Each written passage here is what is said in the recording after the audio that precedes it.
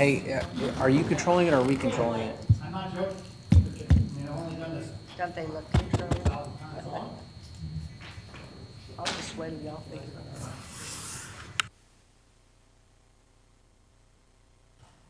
Is that one?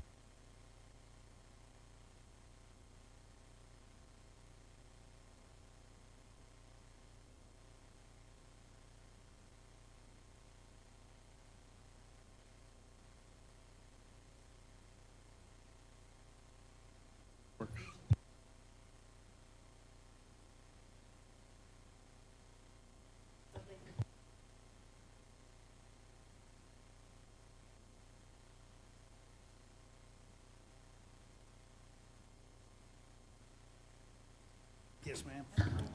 Got it. Okay. Yeah, put that behind you so you don't see it. Touch it. Good evening, everyone. Thank you for being here. Sorry about that. We had a little technical difficulty up here, but we're good now. It is 6:01, and I am calling this regular city council meeting Wednesday, December 2nd, to order. We have, for roll call, place 3 is not going to be here tonight, and everybody else is here. And if you would, please stand and join me for the pledge.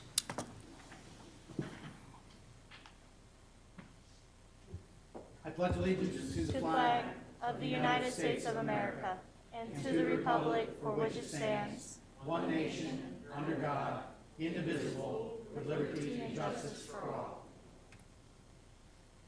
Honor the Texas flag. I pledge allegiance to thee, Texas, one state, under God, one and indivisible. Thank you, everyone. So number 4 on our agenda is an Eagle Scout recognition. And as I've mentioned before, whenever we have any Eagle Scouts that are in our community, and everybody knows how I define community, it's not just in city limits, but in our community, we want to make sure that we take a couple minutes and acknowledge them and acknowledge their accomplishment. For those that were actually paying attention last month when I talked about this, I'll warn you, you're going to hear the same thing pretty much every time, because remember, that scout and probably friends and family that are either here or watching may not have heard it before, and I think it's important. But you know, when a young person attains the rank of Eagle Scout in the Scouts, it's obviously a pretty significant accomplishment. Represents a lot of work, a lot of dedication, a lot of service to community, and clearly they are in the minority. And the Boy Scouts of America say that of all their scouts, only 4% will attain Eagle Scout. That's historically the numbers.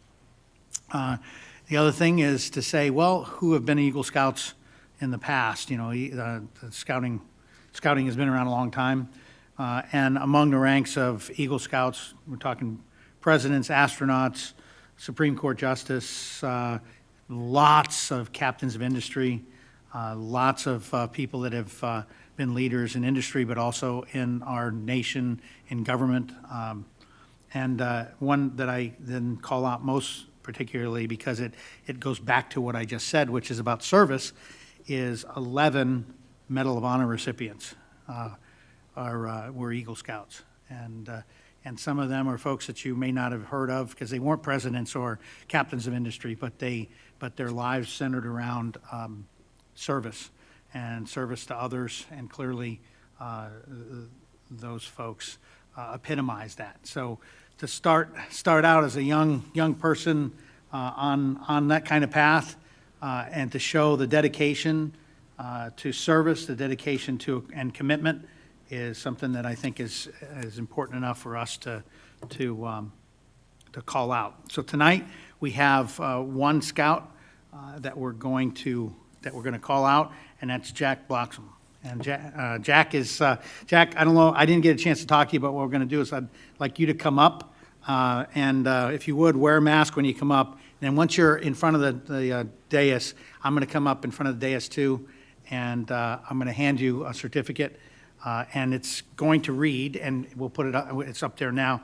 The certificate is presented to Jack Bloxham on behalf of the Garden Ridge community. We are pleased to congratulate and recognize you for your attainment of the rank of Eagle Scout, and signed by me. Do we have somebody that's going to take pictures for him? Okay, so once we get up there, we'll get 6 feet apart. We'll be 6 feet away from everybody else, and then we'll be able to take off the mask so we can get pictures. Sound good? All right.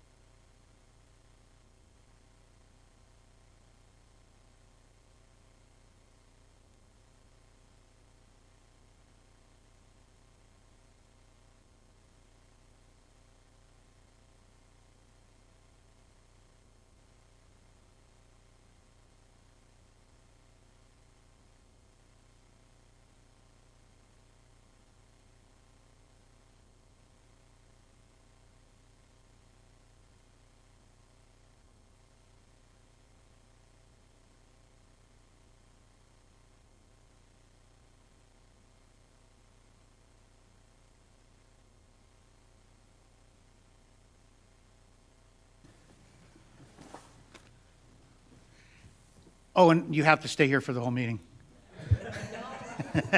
No, you don't. I'm joking. We want to see that dedication. Take care, Jack. Okay, that concludes number 4. We're moving on to number 5, city employee recognitions and employee introductions. Turn it over to Ms. Kane. Thank you, Mayor.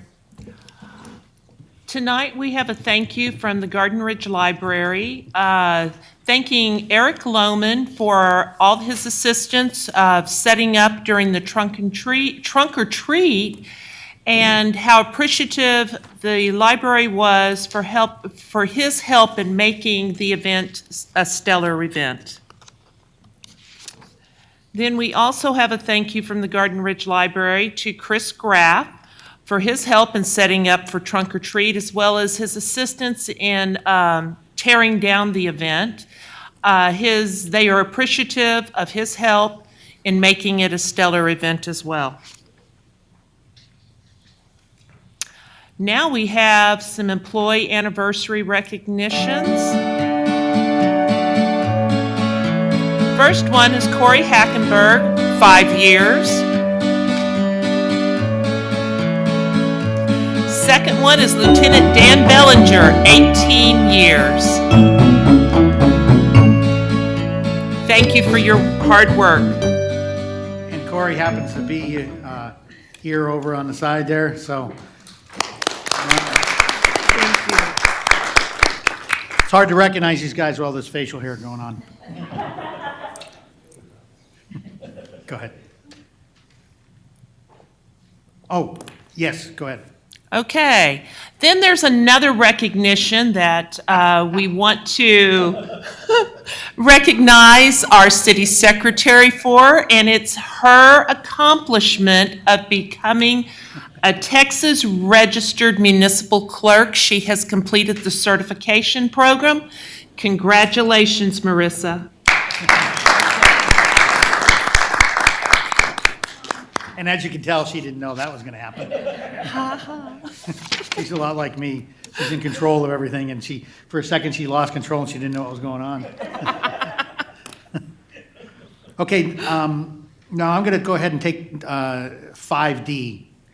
5D is Small Town America Civic Volunteer Award, and tell you a little bit about this. This is an award that Civic Plus, and Civic Plus is the organization that helps us with communications in the city, very specifically our website and all the stuff that surrounds it.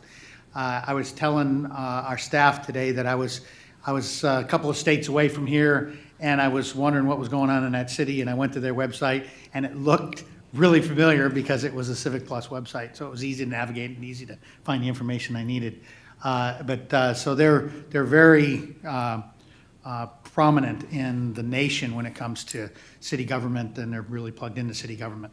And so they have a Small Town America Civic Volunteer Award that our staff nominated an organization for. And it's pretty cool that the nomination is an entire page, and our city secretary put a lot of work into this to detail all the things that this organization and the individuals had done, and talked about how significant the impact to our city is over many years, but it's been very specifically recently.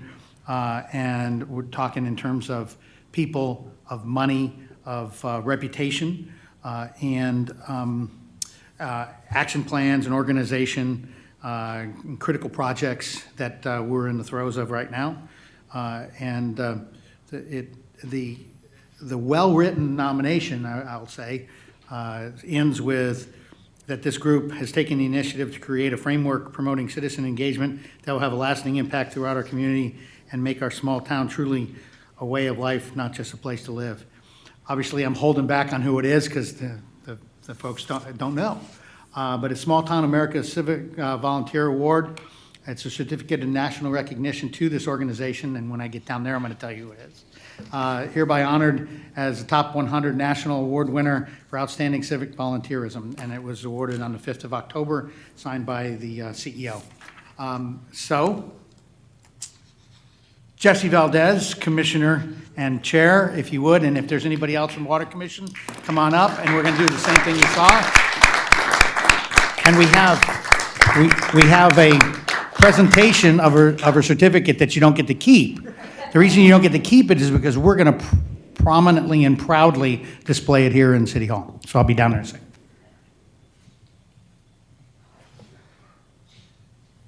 And no, he didn't know anything about that.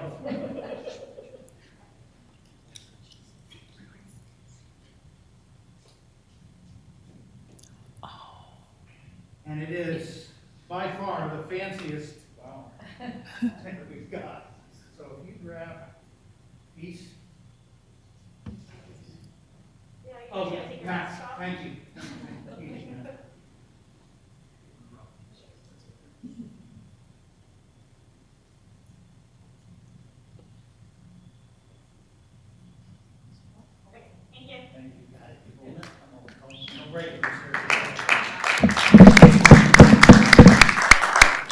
So, we normally have a mic there, and we don't, so.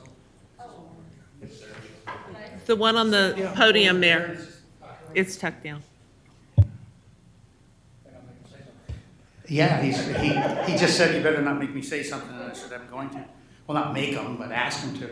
But I didn't want to read all of that nomination because I wanted to kind of let it hang for a little while and let everybody wonder who it was. But in all seriousness, the Water Commission has done an incredible job. A few years back, we charged them with taking on some tasks, and they've done that and much more. And as you well know, the analyses of our system, of our billing, of our ordinances, and you'll hear some of that tonight, but all the things that they've done to really get us up on step and take physically a system that is fantastic and also match it with the operations and the plans and the explanations and the planning for the future is something that we're all very proud of. I appreciate that this was put together. It was no small matter for the staff to do this, but very well deserved from the Water Commission. And the only thing about the Water Commission that is a little disturbing is they're in a competition to see if their meetings can last longer than council meetings. But I'm going to step away from the mic, and if you'd like to say a word or two, go right ahead. I will say that I was totally surprised. I didn't expect the commission to be part of this group to be selected. I was thinking not city related organization, what I was thinking. But I really appreciate this honor, and I'll share it with all commissioners that we have involved. So I appreciate it very much. Thank you, Melissa.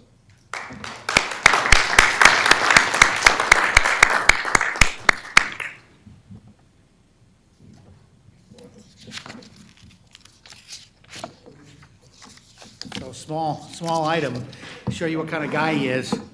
I was waiting because I was going to turn the mic off, because most people wouldn't. He turned the mic off, so detail guy, and we really appreciate it. Chairman Valdez, we're very fortunate to have you and all of the people on that commission, because you all spend so much time making sure that the 1,665 metered connections and the thousands of dollars that you're working with lately, and the recommendations, the solid recommendations that you give to this body are all reliable and something that this body depends on. So thank you very much. Okay, moving on to that concludes item number 5. And item number 6 is citizens' comment. I have one citizen signed up, and remember, you have to sign up for this one, but we have one at the end of the council meeting if you haven't signed up. So the one person that signed up for this is Mr. Ken Kniper. So please come on up for your 3 minutes.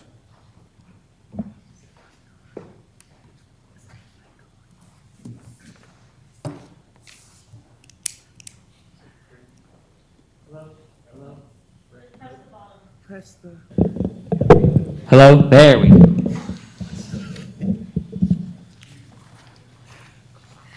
Ken Kniper, 8891 Shanetal Road. I missed last council meeting, so you didn't get an update on Davenport, so you're gonna get one tonight. Double whammy, maybe.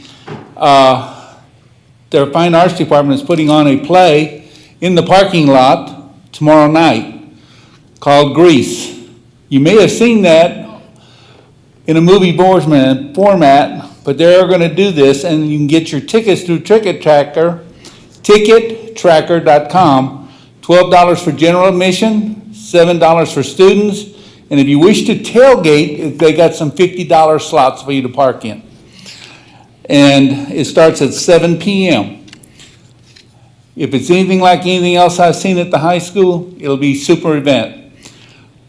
I got the privilege of attending their first Veterans Day recognition in the Performing Arts Center. If you've not gone to see that, it is something to behold. It is huge. It's bigger. It's bigger than Canyon High School. It's bigger. It's the biggest right now in the district until they open Piper High School next year. But the most unique thing about that, besides recognizing the veterans, was the guest speaker got actually to promote one of the students from to lieutenant colonel. He became the battalion commander after that. And the general who spoke took time after even the promotion to take pictures with all the students in groups. Anybody who wanted to take a picture, I think the school was trying to hurry her home, but she was not in a hurry to go home.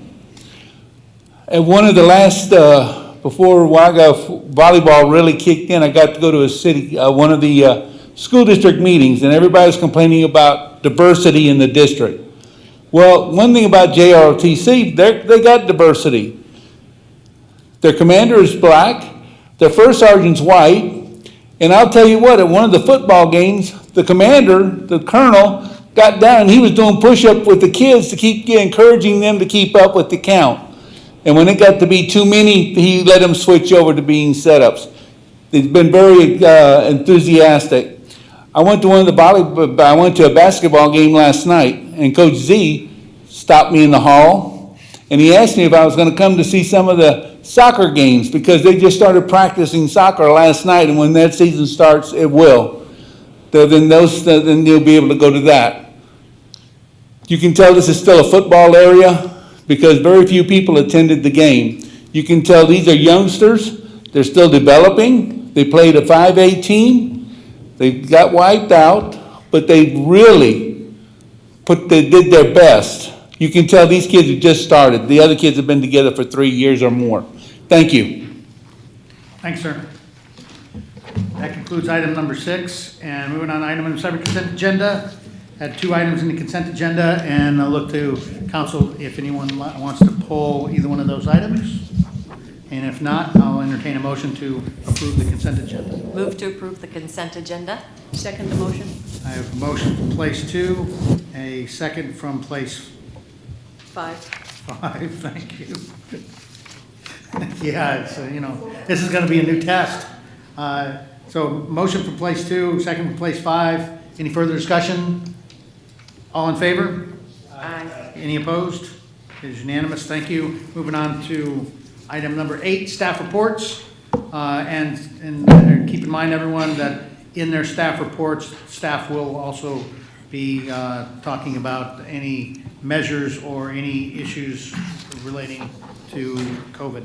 So starting with 8A, City Administrator. Ma'am.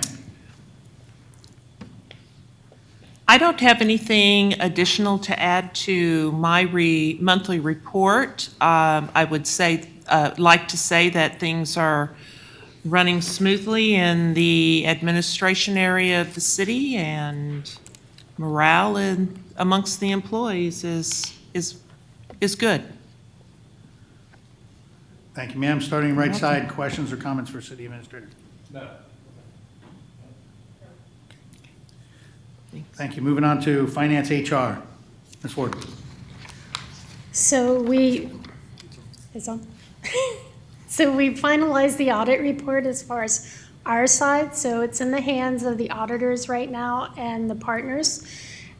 If all goes well, we may be able to bring it to you in January, but more likely it'll be the February meeting because of all the holidays in December. And we want to give you ample time to review it before we discuss it at a meeting. Also, we've had a couple more meetings about the STEP program for the employees, and we continue to make headway with that. We are taking it slow because we would like to produce something that would stand the test of time. So we're still plowing away on that. That's all I have. Thank you, ma'am. Left side, questions for FM or HR? No, thanks. Next up, City Secretary Monthly Activity Report. Ms. Spencer. Thank you. I just wanted to remind everyone that our office hours have changed a little. So on Tuesdays, we are open until 6 p.m. to allow for anyone that may not be able to make it here by 5. They can plan in advance to come here on Tuesdays. We're open till 6. With that being said, on Fridays, we close at 4, sorry. And then also an update on the streaming numbers for the month of November. We had 65 views for the city council meeting and 52 views for all the commission meetings together. And that's all I have. Thank you, ma'am. Right side, questions, comments for City Secretary? Ma'am, sir, ma'am. Next up, item 8D, Police Department. Chief. Thank you, sir. Most of the information is on the monthly report. I would like to add some information to some of this so we can discuss it a little further. One of the things I wanted to discuss with council I was already asked about was the traffic cones out on Municipal Parkway. We've re-implemented those traffic cones right now because we're having an issue with the school traffic stacking up both lanes, blocking, stagnant, and 15, 20, 30 minutes, we can't get anybody into City Hall. So the cones have gone back up to retrain people to stay out of that lane. I'm also doing some research at this point to have delineators put up there, the plastic poles. The bases will be mounted, the poles will be there. If we need to open it up for any reason, we can remove the poles, the bases will stay. We can still have the versatility of doing that. But those will be coming in the near future. Also, wanted to update you that we did give a conditional offer of employment to a gentleman yesterday. We had an oral board. He successfully went through the whole process. It looks like he's going to be a good fit, so we made him a conditional offer. He's got about 7 or 8 years of experience right now with a municipal department and is currently with the school district. And so we're looking forward to bringing him on board. He will probably come in around the 21st of this month, and we'll start what we do is called block training. He'll spend a week doing block training before we put him with an FTO out on the road and start the process. So he'll officially starting his FTO program right after Christmas. And we look forward to that. I want to update you on court. We didn't have court last month, so in November, December, we have We split the difference. Normally, court's at the end of the month. Court is actually tomorrow. We do it in the early part of December.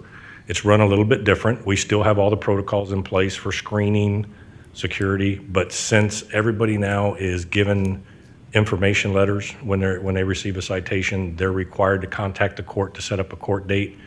That is done through the court clerk, and most of the cases now are handled via Zoom. We only had one person physically show up last month. So we don't anticipate anybody showing up, but it is likely somebody can show up. It's an evolving, living process because they can contact the court anytime up till tomorrow evening to book that time or show up and be seen by the judge. It's running very smooth now with the upgraded internet that's here in the city. They didn't have any issues with it last month. We don't anticipate any issues with it this month.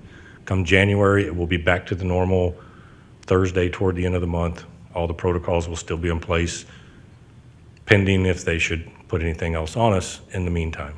At this point, the governor hasn't indicated he's going to change any of that. A lot of that also comes from the administrative court office. So we'll see what happens. I'll keep you posted at the next meeting. We'll have another meeting prior to the next court.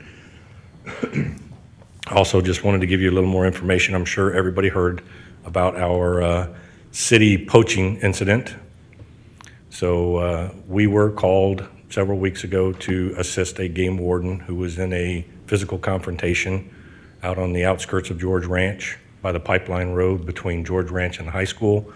By the time we got there, the officer was already had the suspect in custody. He asked us to assist him with his investigation.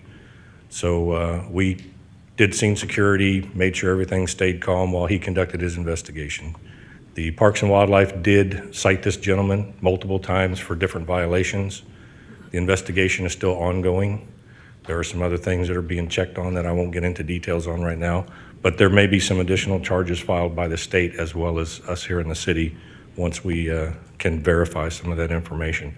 So I wanted to let y'all know that's what was going on. We did not file the charges. We were a backup agency simply assisting Texas Parks and Wildlife on that. I will add one thing, that the person involved in that was one of the same individuals we have cited in the past for having multiple feeders on his location as well. So runs in small circles. People don't change their spots too quickly. I believe that is, I do want to make one more announcement. It's not an update. I put a little brief thing on there, but I wanted to publicly thank, a couple of weeks ago, I was roped into helping the Crisis Center with a fundraiser they had. I don't believe there are any photos, so you can't prove it at this point. But anyway, it was a fundraiser for the Crisis Center. It was the first time they'd done it. It was called Walk a Mile in Her Shoes. They solicited some law enforcement and public officials from the area to try to raise some money to help out the Crisis Center with their new buildings and their new structures and so forth that they're still building over there. So we participated in that, and I just want to say thank you because the email went out to the CPA members. There was a little bit of posting put on our Facebook page, and several of the residents here in the community actually pitched in, and I was able to raise $2,800 for the Crisis Center that came from our residents and our followers and our helpers out here who volunteer for other things as well. So I just wanted to say thank you to them publicly for helping that event be a big success. They were very very appreciative of everything that was done by everybody. And that is all I have at this point, sir. Thank you, Chief. And just to add on to that, I appreciated that the Water Commission changed the Water Commission meeting date to the same day as that race, so I couldn't go race with you. That was. You have next year. Trust me. That was convenient. Trust me. There's next year for you. So, starting left side, questions or comments for the PD? Yes, I'd like to suggest that the chief continue to grow his beard and be our Abraham Lincoln at the 4th of July event. And secondarily, thank you very much for the cones, because I know they've been a problem, both just those of us trying to get in and out, but also I know it's held up staff, whether it be in the morning or more so even maybe in the afternoon at school hours. I mean, they're just flat stuck, and the people are not very nice, even if you get out of your car, I've learned. So Thank you very much for that. Yeah, they say that when the officers come out and chat with them, we are harassing them. Sir? I can't let you off this easy, Ron. Do you have any? I don't have a picture. Oh, that's terrible. I think your little stealth, whatever you did to scramble my phone, took care of that. But Yep. I was at the event. It was a great event. I'm just going to draw a mental picture for you. I wish I could delete it from my brain. Yeah.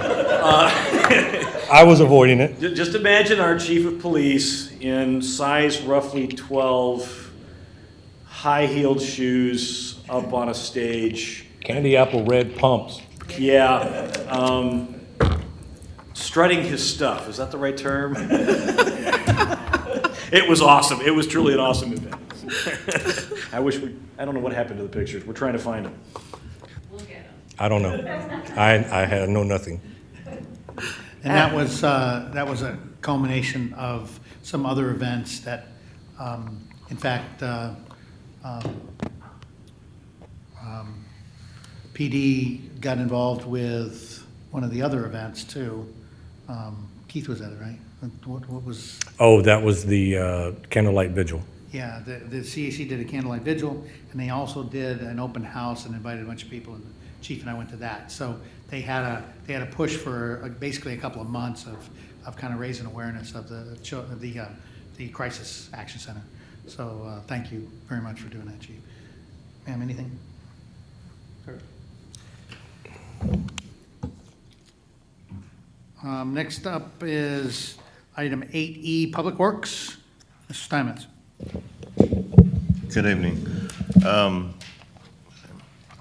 In November, we collected, Public Works Department collected about 90 pounds of trash from the right-of-ways.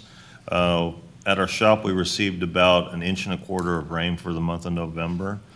We repaired 2 sidewalks at Paul Davis Park, removed cut bamboo from an event that was there recently.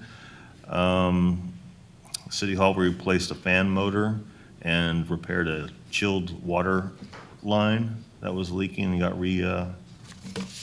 re-insulated. Currently, we have no dogs in our kennels, and we have 3 cats. That's all I have to report. Starting over on the right side, questions or comments from Public Works? Well, the only comment I had is,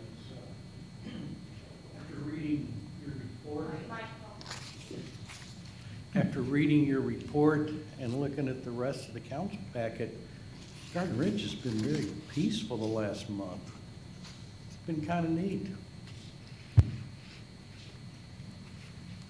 Thank you. Ma'am. Sir, ma'am.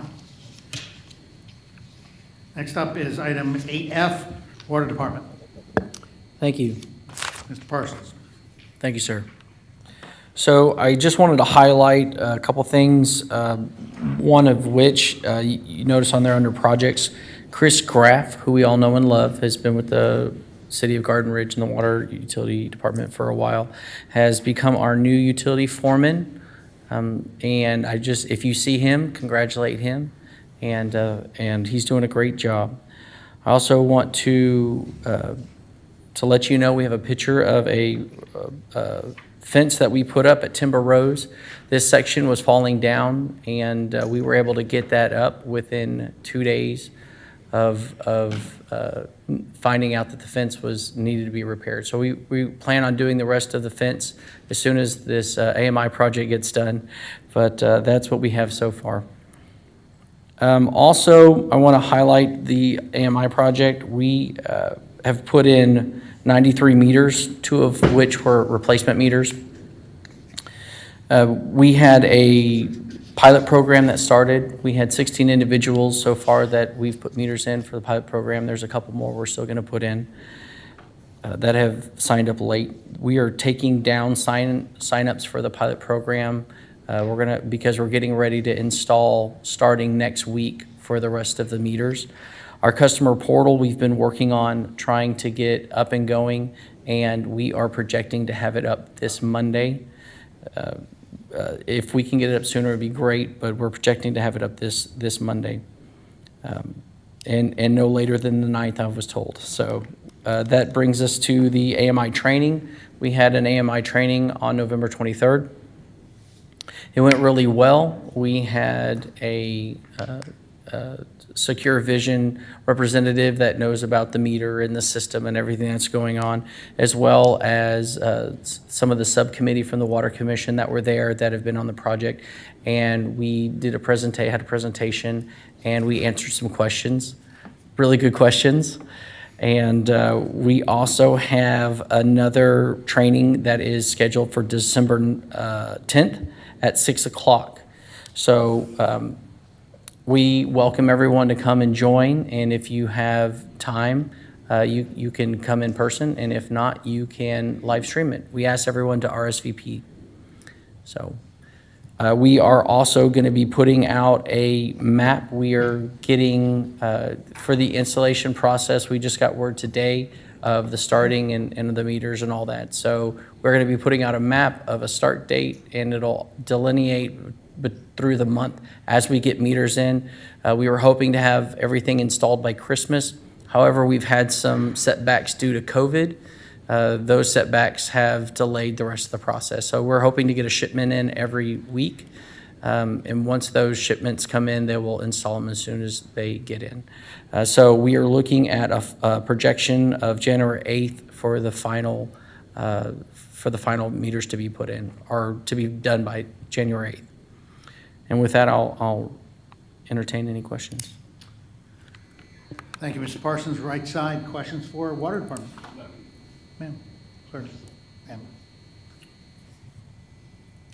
Next up is item 8G, Library. Good evening. You can probably tell from my report, it was very quiet in the library during November. Due to the holidays and the children being out for a whole week before Thanksgiving. And December will also be fairly quiet.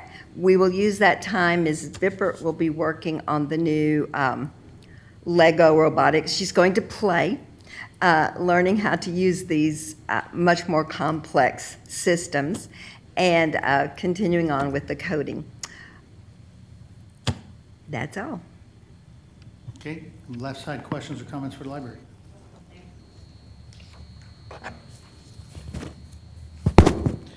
Thank you, ma'am. That concludes item number 8, and item number 9 is city engineer. Mr. Lackey.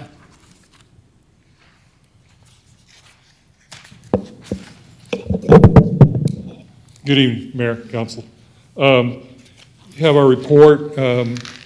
Last month, we met with the TxDOT on the waterline project. As we've reported, we were down from about 18 conflicts of potential projects on the 2252 based on their scope of work.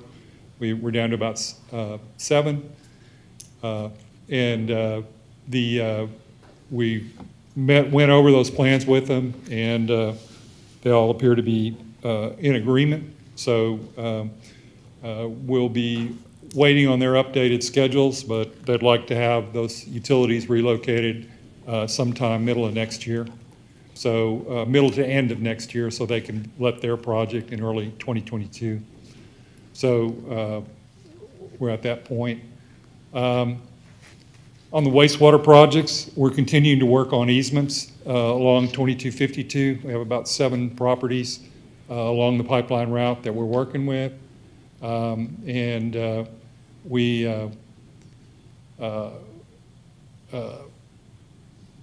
Acquiring those easements, and then we have a number of easements already in place, so working through that.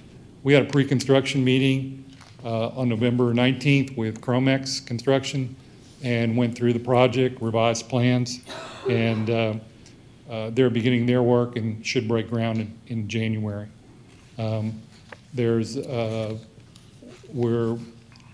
Look like we'll bring you bids for the pump and haul at the January meeting, but talking with those potential contractors and working through that. Happy to answer any questions. Right side, questions for engineer. Thanks, sir. Thank you. Includes item number 9. Item number 10, City Commission Committee Reports, Recommendations, and Possible Actions. We'll start with item 10A. Planning and Zoning had one meeting since we last met here, and Vice Chair Karen Diaz, the floor is yours, ma'am.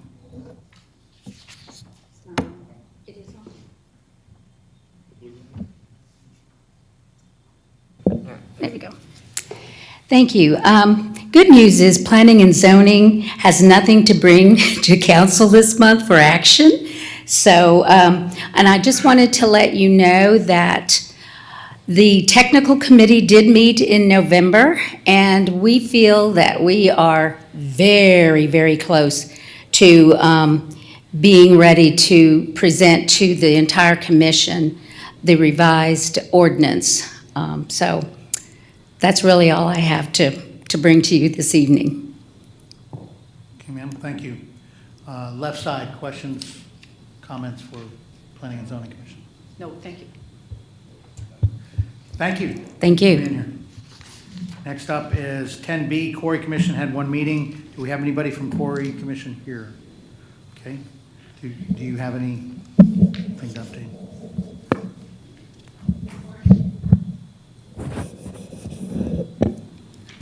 Quarry Commission met one time during the month of November, reviewed blasting data and citizen complaints, and they did not have any recommendations to bring forward to council. Thank you, ma'am. And I'll solicit from council if you have any questions that you want forwarded to the Quarry Commission, right side. Okay, thank you. Well, that concludes the commissions. We'll move on to, I'm joking. Next up is item 10C, Water Commission. Chairman Valdez, floor is yours, sir.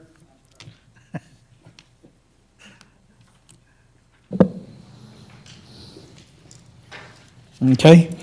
Thank you, Mayor Thompson, and good evening, council members.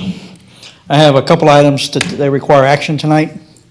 The first item concerns the resignation of Commissioner Bullard. Commissioner Bullard resigned his appointment to the Water Commission during the November 27th meeting. Commissioner Bullard has served on the Water Commission for 6.5 years, since May of 2014. And he was the longest-serving member of the commission. So the commission is getting younger, little by little, as far as experience, not by age. Say, hold on. So experience-wise. Anyway, with regret, the Water Commission recommends to council to accept his resignation. So, and turn back to you, Mayor Thompson, for action. Yes, sir. And I'll add that Commissioner Bullard contacted me. He felt that he was, well, how do I put this? He felt like he was letting us down by resigning from the commission. He has a lot of other commitments, and my comment to him, which I know that you all would agree, is that the many years that he's been on that commission, he has contributed more time and energy and thought to the running of the city than about 99% of the people that live in the city. So he had absolutely nothing to regret and everything to be proud of that he had been serving on that commission. And I asked him to consider that when he completes some of the commitments that he's got to come back to us and continue to contribute. But he was very gracious about it. So that said, those are the recommendations, and I'll look for a motion from council to accept Commissioner Bullard's resignation. Move to accept the recommendation of the Water Commission to accept Mr. Bullard's resignation. I have a motion for place 5. Can I get a second? Second. Place 1 with the second. Any further discussion or questions?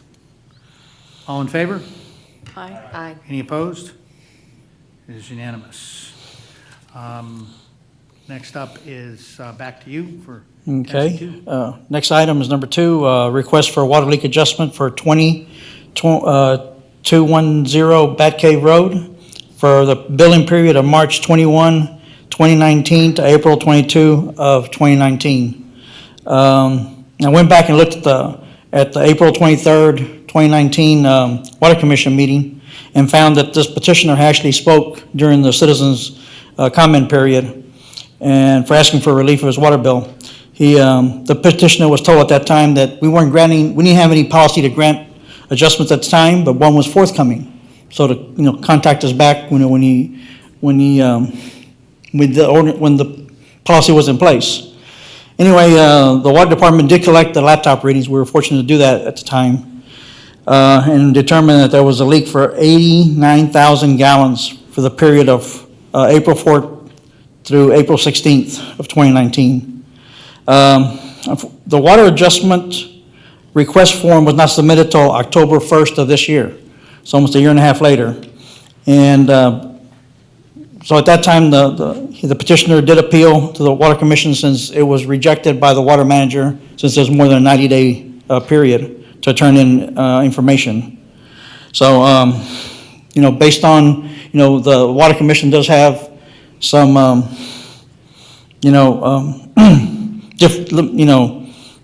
different ways of addressing things, we're not tied by policy.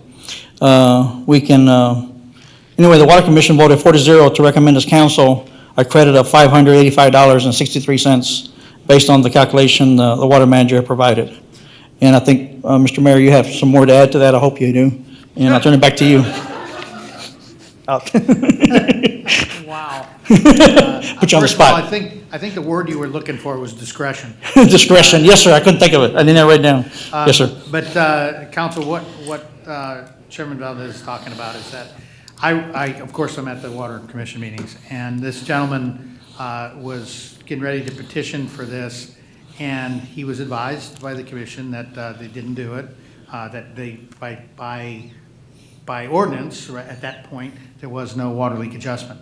And so as he was getting ready to leave, yeah, I'm telling you this because I have personal involvement in this. I got up and I went and talked to him, and I explained to him that that it was forthcoming, and probably within the next, and it ended up being, 3 months later, it was in an ordinance. And so I told him that there was going to be a provision for him to be able to do that when the ordinance was passed. And he was very nice about it and said, so I don't have to worry about this expiring? And I said, no. Well, I don't have a recording of this, and it wasn't in writing, but his interpretation was that there was no statute of limitations on it. And my interpretation was as soon as there was an ordinance, he should file for it. And what happened was, as you see, he waited a long time. I actually talked to him just a month ago about this, and I said, what happened? And he said, well, you said that there wasn't a statute of limitations. And I said, well, yeah, and I didn't. And most times people that believe the city owe them money aren't going to wait over a year to ask for the money. And he said, well, we were doing things, and it kind of fell out of my mind for a while. And I said, no, I understand. And he actually offered to just not do it. And I said, well, I think you should, because clearly I kind of led you down a path of that there wasn't going to be any time limit. And I felt that he should at least be able to put it up for recommendation and approval, and let the appropriate process be engaged, and the appropriate people make the decisions to recommend and to approve. I can tell you that if I wish he was here. I told him he didn't have to be here, but if he was here, you'd see that he's very gracious about it, frankly. He doesn't have any expectation. He basically felt like he was kind of doing what he thought he was supposed to do, except for the part about waiting a year. But aside from that, the interesting thing is, one of the reasons why we put the timelines on it is because, not because it becomes stale, but because we won't have the information. But because he had already engaged with the water company, we have all the information. And so aside from the timing, which gave the water manager the reason to say, no, I can't do it, as you heard me put words in the mouth of the Water Commission, they have the discretion to then make a recommendation and bring it to you. Therefore, that's why you're getting this. And it looks a little odd that it's so long ago, but there's nothing really improper about it, and all of the information's there. And if it wasn't for the timing, there would have been a recommendation. And I will put words in the water manager's mouth, there would have been a recommendation, because it's very clear that all the information is there, and the indications are exactly what you get as a recommendation from the commission. So, Chairman Valdez, does that meet your expectation of? Yes, sir. That's okay, there you go. So, to be clear, the recommendation from the Water Commission is to grant this water leak adjustment for $585.63 to this petitioner, this customer. I can answer questions, as well as, of course, the chair. Starting over on the right side, do you have anything for this? Ma'am, sir, ma'am. Okay, a motion? I move to approve the water leak adjustment for $585.63 for 2210 Bat Cave Road.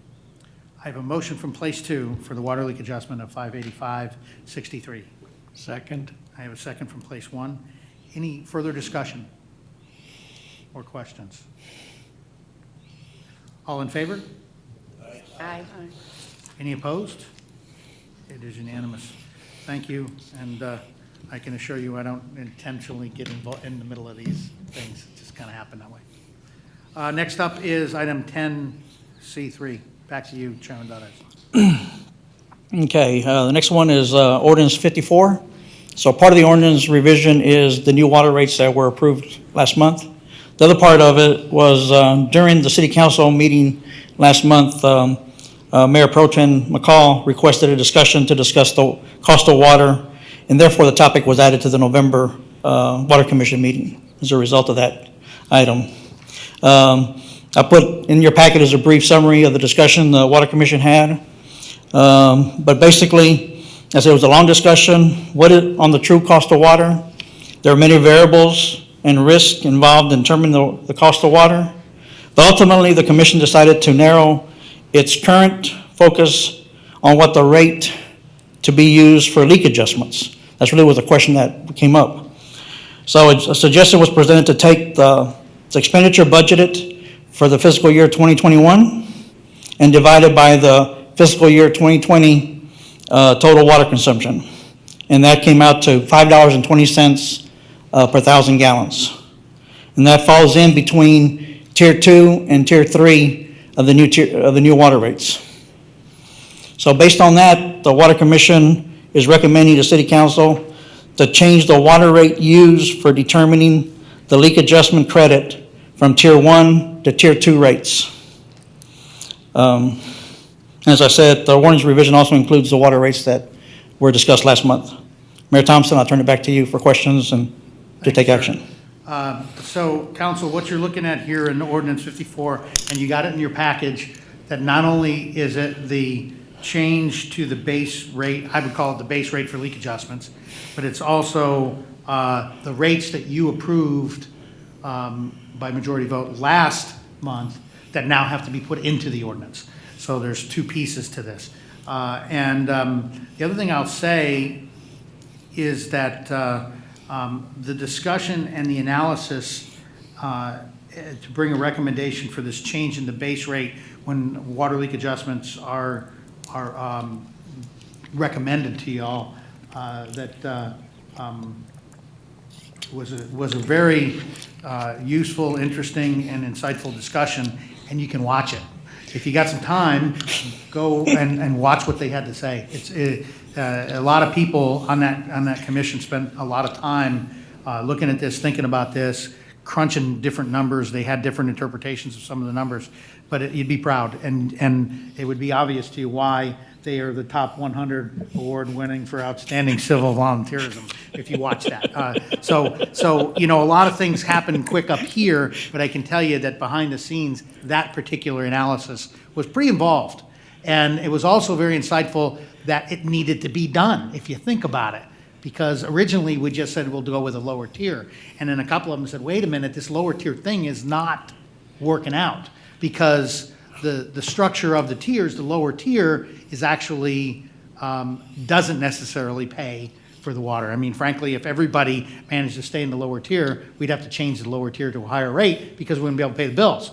But that was a decision made by council that that lower tier would be, if you will, a reward for being that conservative with the use of water, which we don't have a lot of that in the city, fortunately, unfortunately, depending how you look at it. So, yeah, I recommend that if you have some time, watch what they had to say about it. It's pretty interesting. That said, that's what's in front of you, is to approve Ordinance 54 changes. It was highlighted what was changed in this as well. If you have any questions or you'd like to make a motion, I'll open it up to the floor.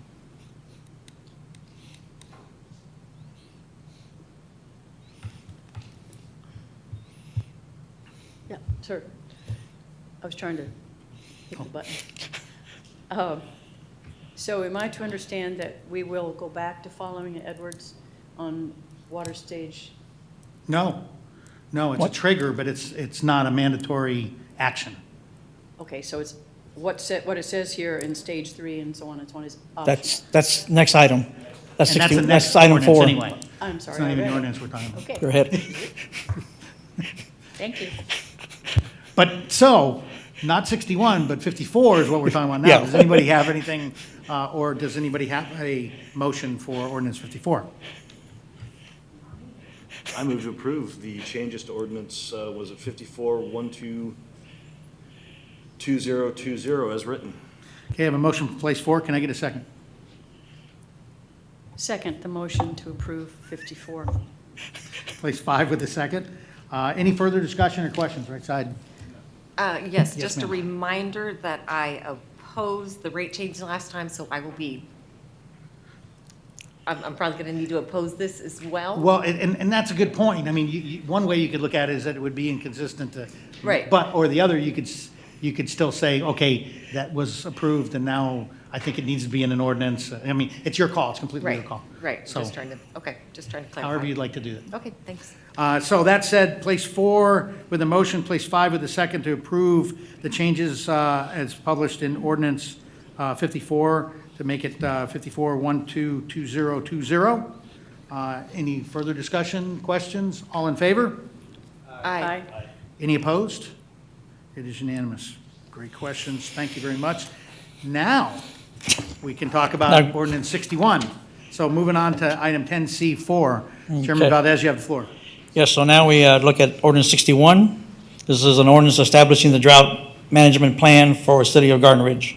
The subcommittee for the Water Commission conducted a thorough review of ordinance 61. It's a long time coming. Especially want to thank Commissioner Bullard and Mueller for their great job in this effort. The Water Commission has reviewed the proposed changes as well as comments from city staff and city attorney, and city staff compiled all the comments, and that's what you have in front of you.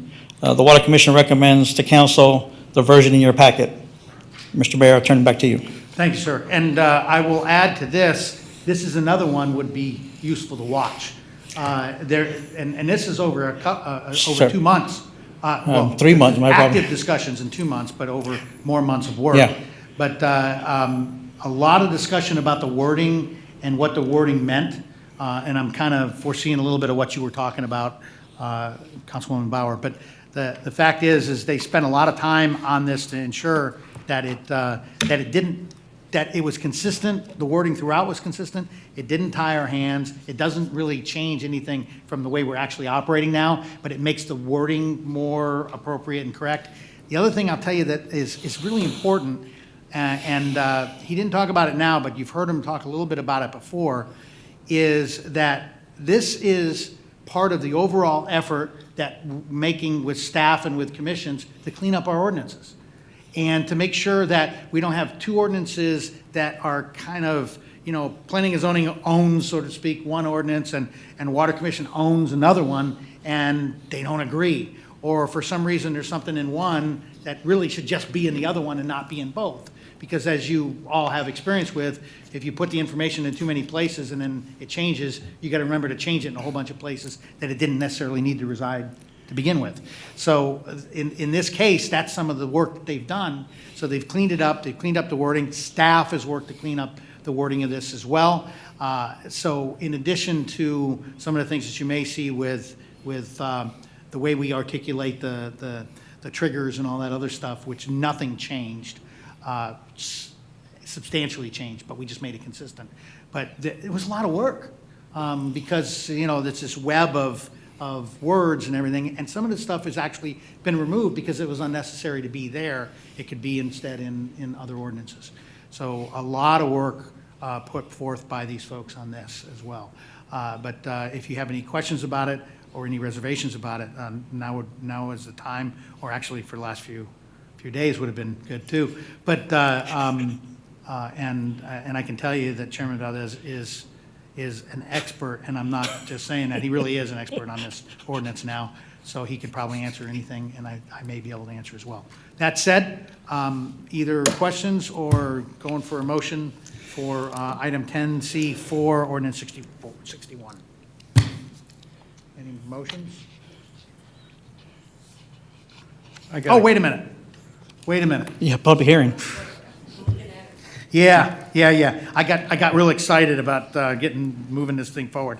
Okay, so that said, forget about what I just said, and or not what I'm saying about the motion, because I don't want a motion. What I want to do instead is open up a public hearing, and because this ordinance requires public notice and a public hearing, I'm going to open up a public hearing at 7:01 p.m. And as we have done in the COVID environment for all public hearings, we've also offered up that people could put comments in writing, and we would have our city secretary read those comments as though they were here, because they may not feel they could be here. That I'm mentioning it now because if somebody here happens to have put in written comments, they now have a choice of either letting those stand or superseding them with coming up to the podium and speaking. But they don't get to do both. You don't get to speak twice, in essence. So that said, you do not have to have signed up to speak. All you have to do is come on up and speak. So do I have anybody in the public hearing that I just opened that would like to speak about the provisions of Ordinance 61?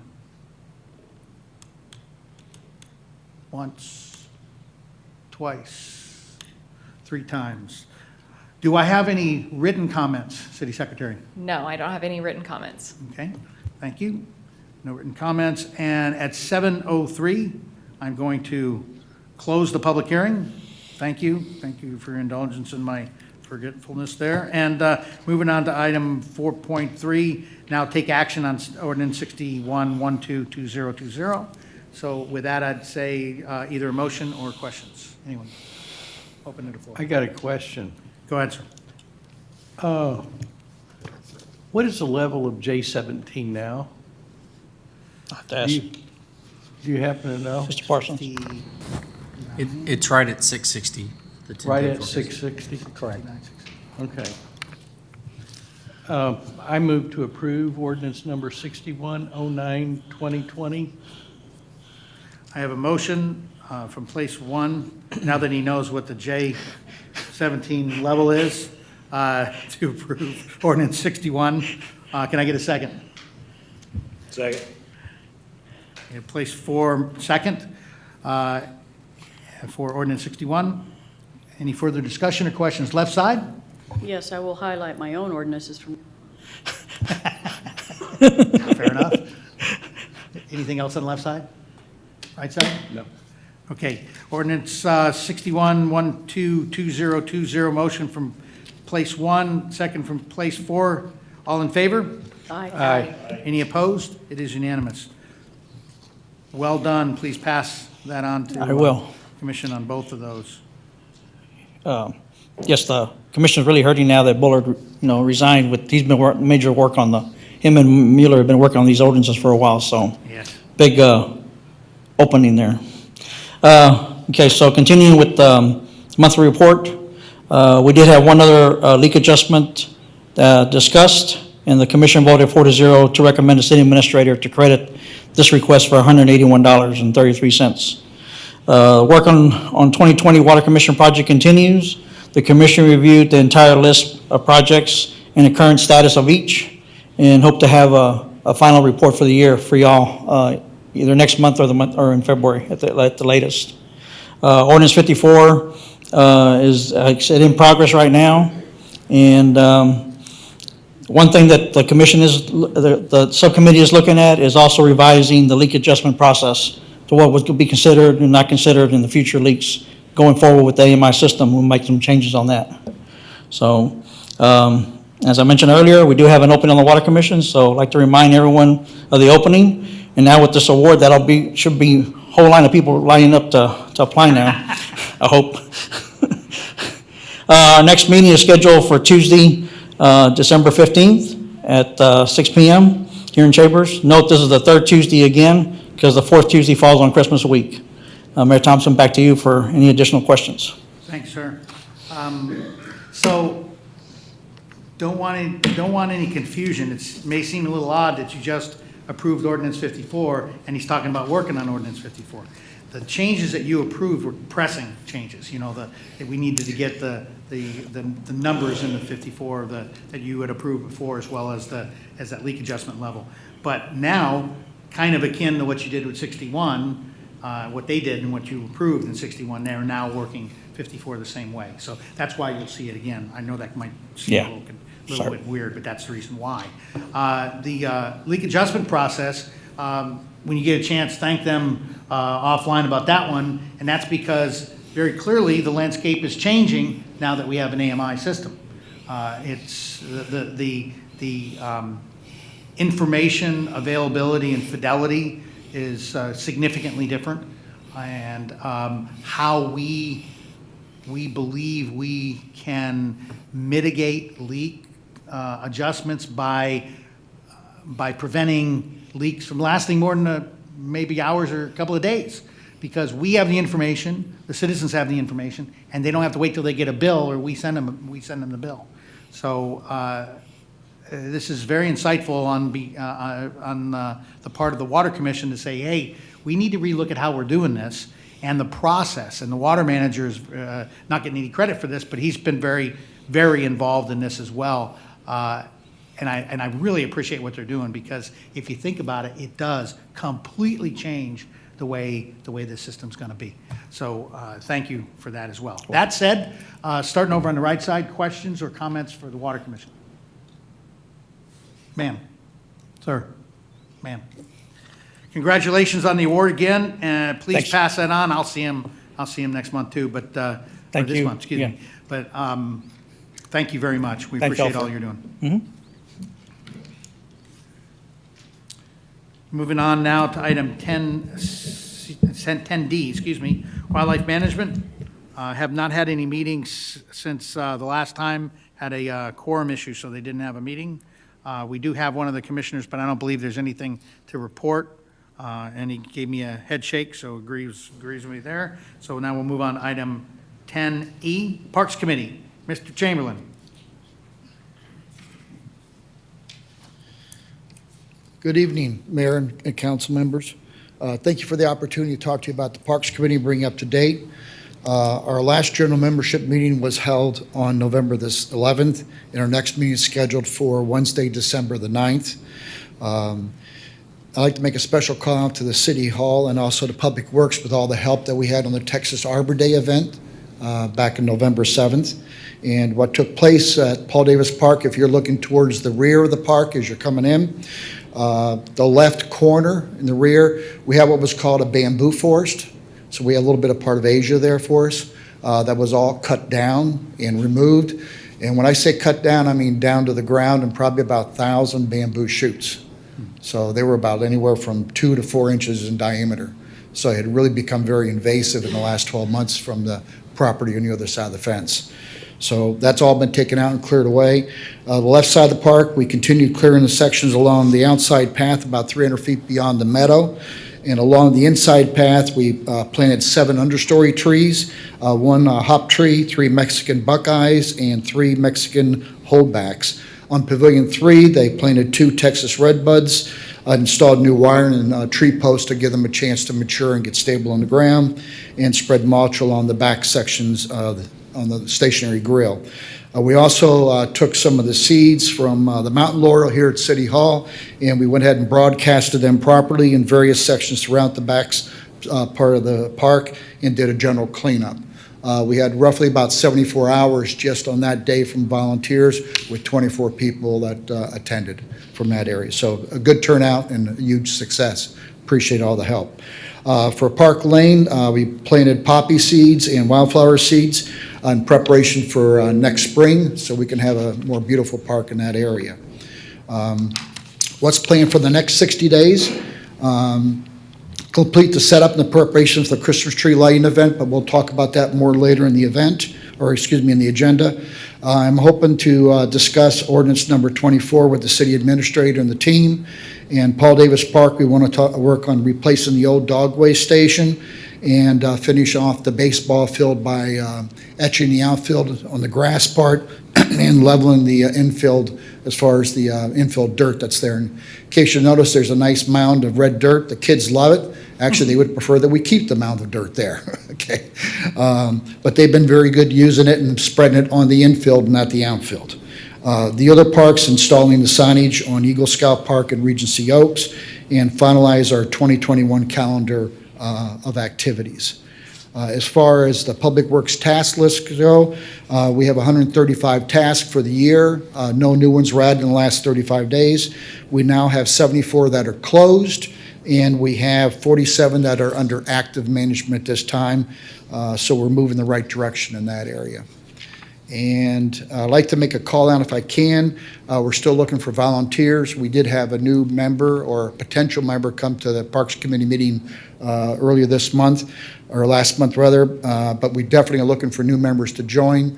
And it's not just about working in the park or being part of the park's activities with planning.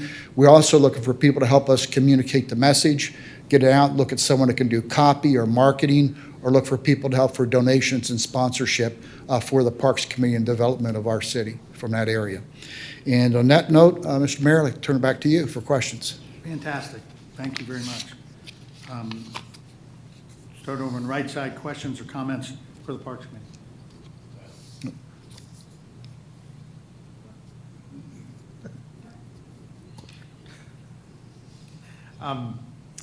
Yeah, so I will add a thank you to all the volunteers.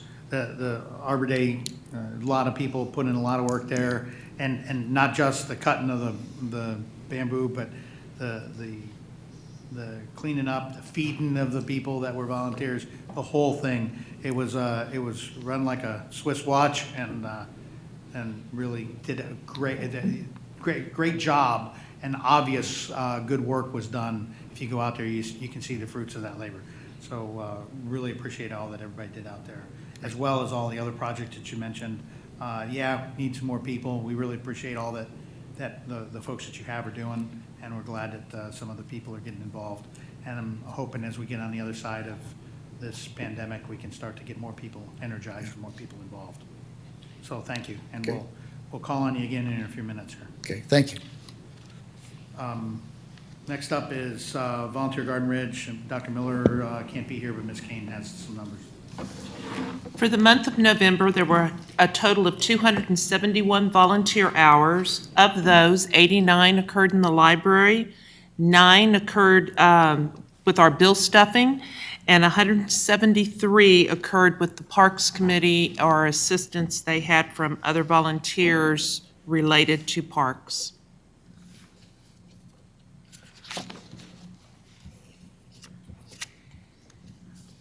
I was doing some quick math, and I didn't want to do it in public. The 271 hours is pretty remarkable, considering what we're staring down with social distancing and not getting anywhere near anybody else and all the other things we're doing, that we still have people that are willing to figure out ways to give to our community. So, like I said, pretty remarkable, and of course, the library volunteers are a big piece of that, and we love and appreciate them. So, thank you.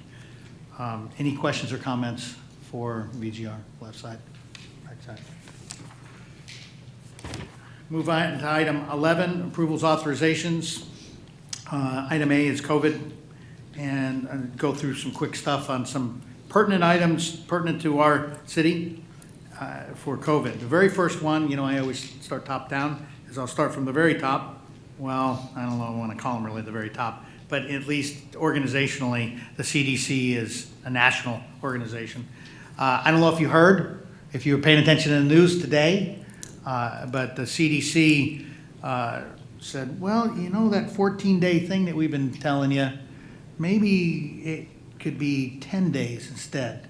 So what they've actually said is an alternative, you gotta love the way you can spin a word, but an alternative to the 14-day, clearly 30 days could be an alternative too, but in this case, an alternative to the 14 days is 10 days. If you are exposed to somebody that has COVID, if you quarantine for 10 days and you exhibit no symptoms, then you're clear to go back to work or do whatever you're gonna do.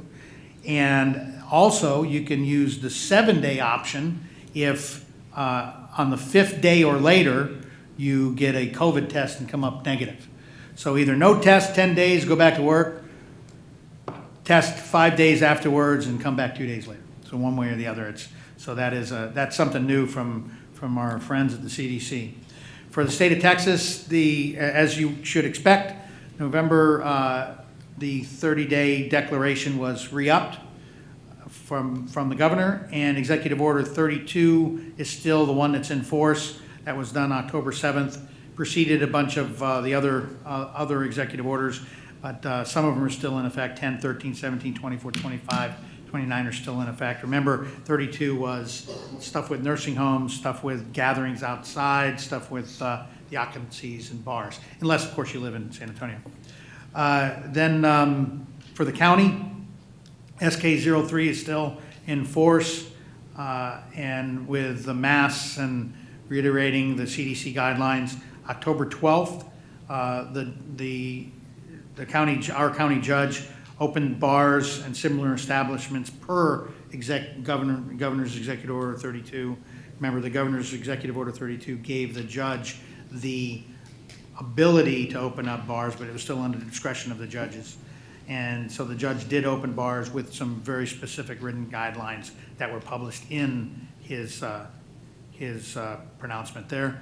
And then I will tell you that the county produced an update on November 23rd that I received, and it was regarding, you've heard of the trauma service areas. And the reason why they're significant is if you're in a trauma service area that has higher numbers, 15% or higher, then you have different rules than if you're lower than 15%. And our county is at 8.23% for whatever that's worth. But the point of this is that the county was just making sure that we know and knew that they're keeping track of this and that we're not in a trauma service area that is being restricted more. Now, that said, you will see some numbers that make our numbers look a little higher in hospitalizations and ICUs and ventilators, and the reason why is local hospitals have received some patients from the El Paso area. So our numbers in hospitalizations in ICUs and ventilators, 29, 9, and 7 as of the 23rd.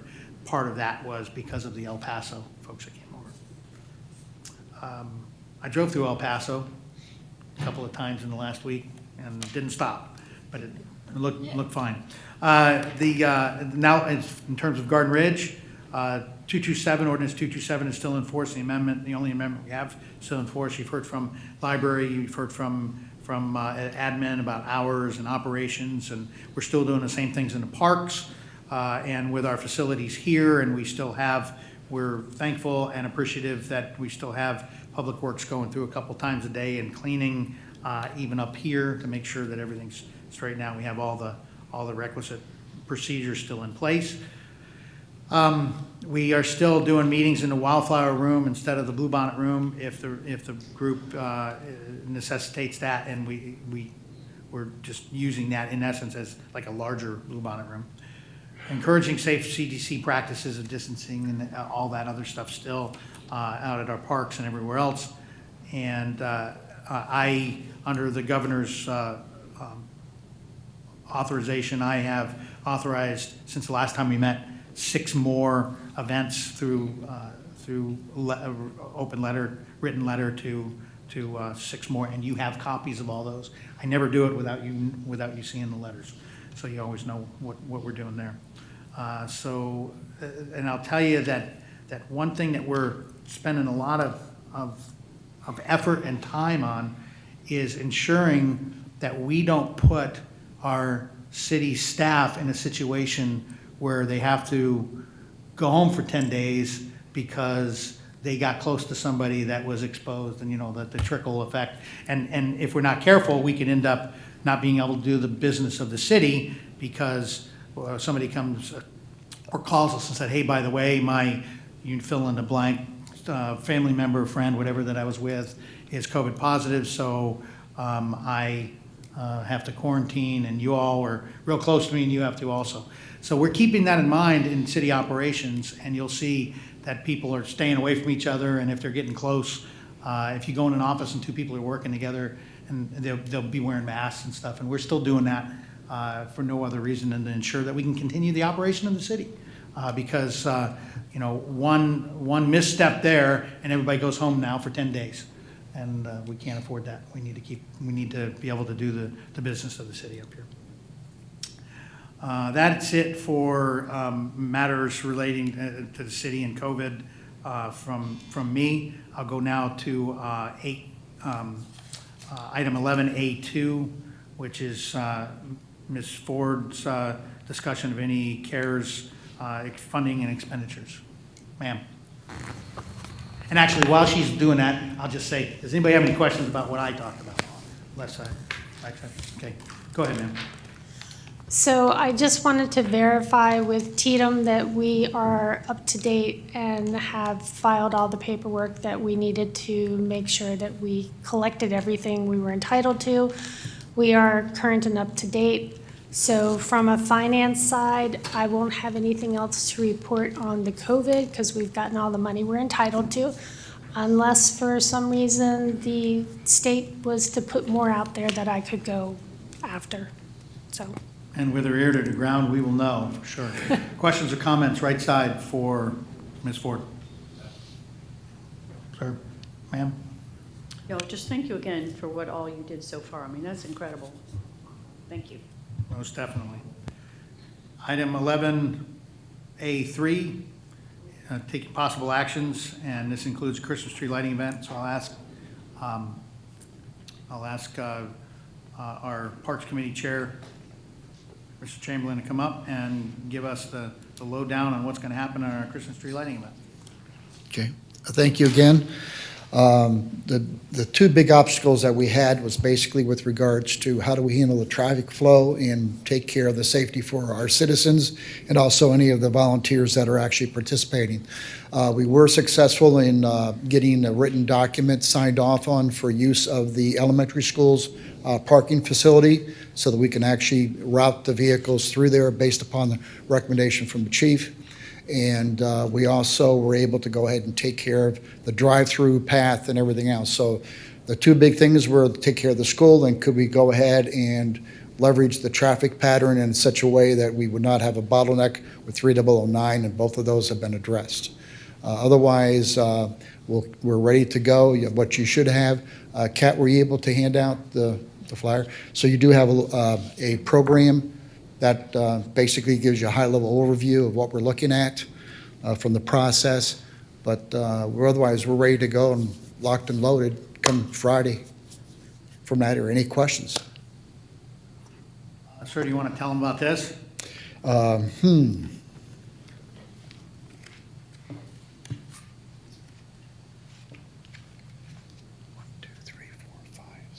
So you 5 people are the first ones to have the opportunity to donate and get one of these.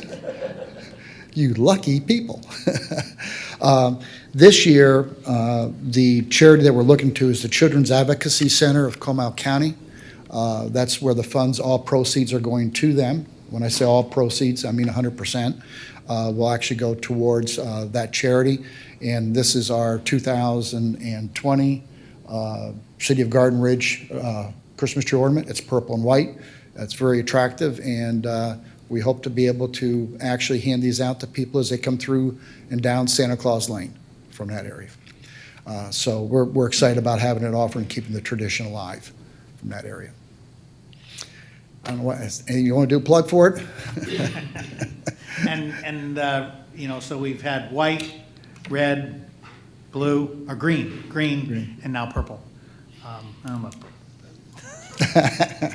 But yeah, so thank you very much. Now, the details you have the flyer, and if there's any other information, obviously the architect and the person running it standing in front of you, and I welcome you to ask any questions or bring up anything at all. I will tell you that, you know, the overarching thing here was to make sure that we could have an event, that kids could see Santa, that there could be some cheer, but yet it would be very safe. Santa will talk to the kids from his chair to the kids in the cars. Nobody's gonna get out of cars. We will be doing ornaments. I'll be wearing gloves and mask and doing the ornaments and a candy and a few other things, but a lot of emphasis on a small group that's touching stuff and ensuring that we stay as safe as possible. Yeah. So right side, questions or comments for the committee? Thank you. Ma'am. Sir. Ma'am. Yes, just to clarify, the mayor will be throwing himself in front of the cars as they leave and requesting that they donate to the ornaments. Sort of. I didn't think to bring the signage, but it's my belief that once the event is over, we'll begin selling them in City Hall. There'll be signage and so on, and we have separate, Yes. you know, box to collect the money and so on. Also, I wanted to give a shout out to Linda Heyer for the beautiful artwork on our flyer. Well, she did a fantastic job. Yeah, Really. she created this. She's an Yeah. artist, obviously, Yeah. and she created this for us. So I wanted to be sure everybody knew that. Okay. So no, the goal is people come in their car, they stay in their car, and they leave in the same car that they came in. We just want that to be clarified. Okay. Yeah, and council, so you know, as we've done in the past, the reason why he said that 100% goes to the charity of the year is because these were purchased with donations to begin with. So no Parks Committee money or city money went towards buying these ornaments. They were just directed donations by folks to be able to buy those. So, any other comments or questions? You all have to know that he's had sleepless nights and he's spent a lot of time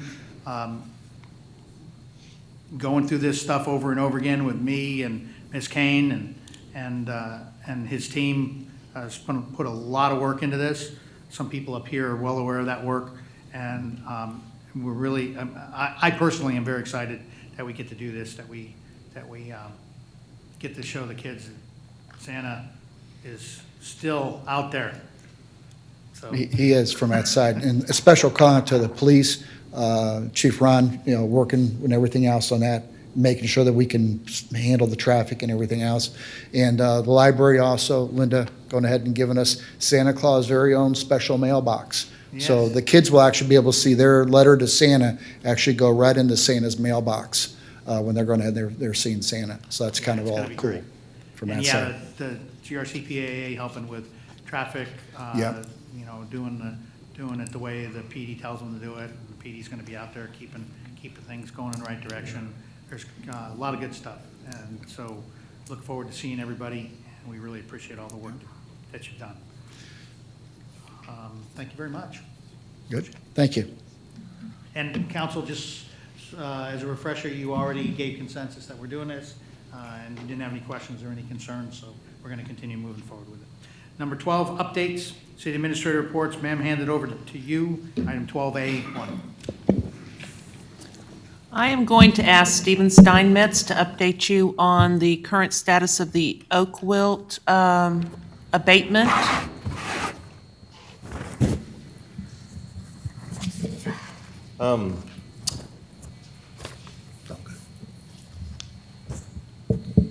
The oak wilt containment trench has been completed. Approximately 1,100 feet of containment trench was installed, starting from Paul Davis Park and ending behind 9025 Sumac Cove. All property owners affected by the containment trench have paid their portion of the trench cost. The city is currently evaluating the property owner's application for oak wilt containment reimbursement. As you can see up there, there's some pictures of the trencher that made all this happen. It went down about 58 inches, a little bit 10 inches more than what was required, so that's an added extra. Let's see.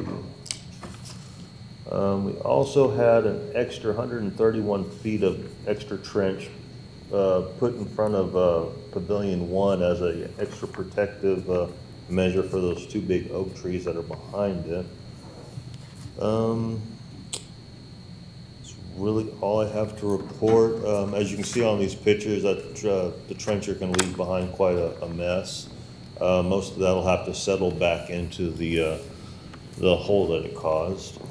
We have some repairs to do on Sumac Cove, like repairing the road and repairing some curbs on it. We've already repaired two sidewalks at the park that the trencher went through.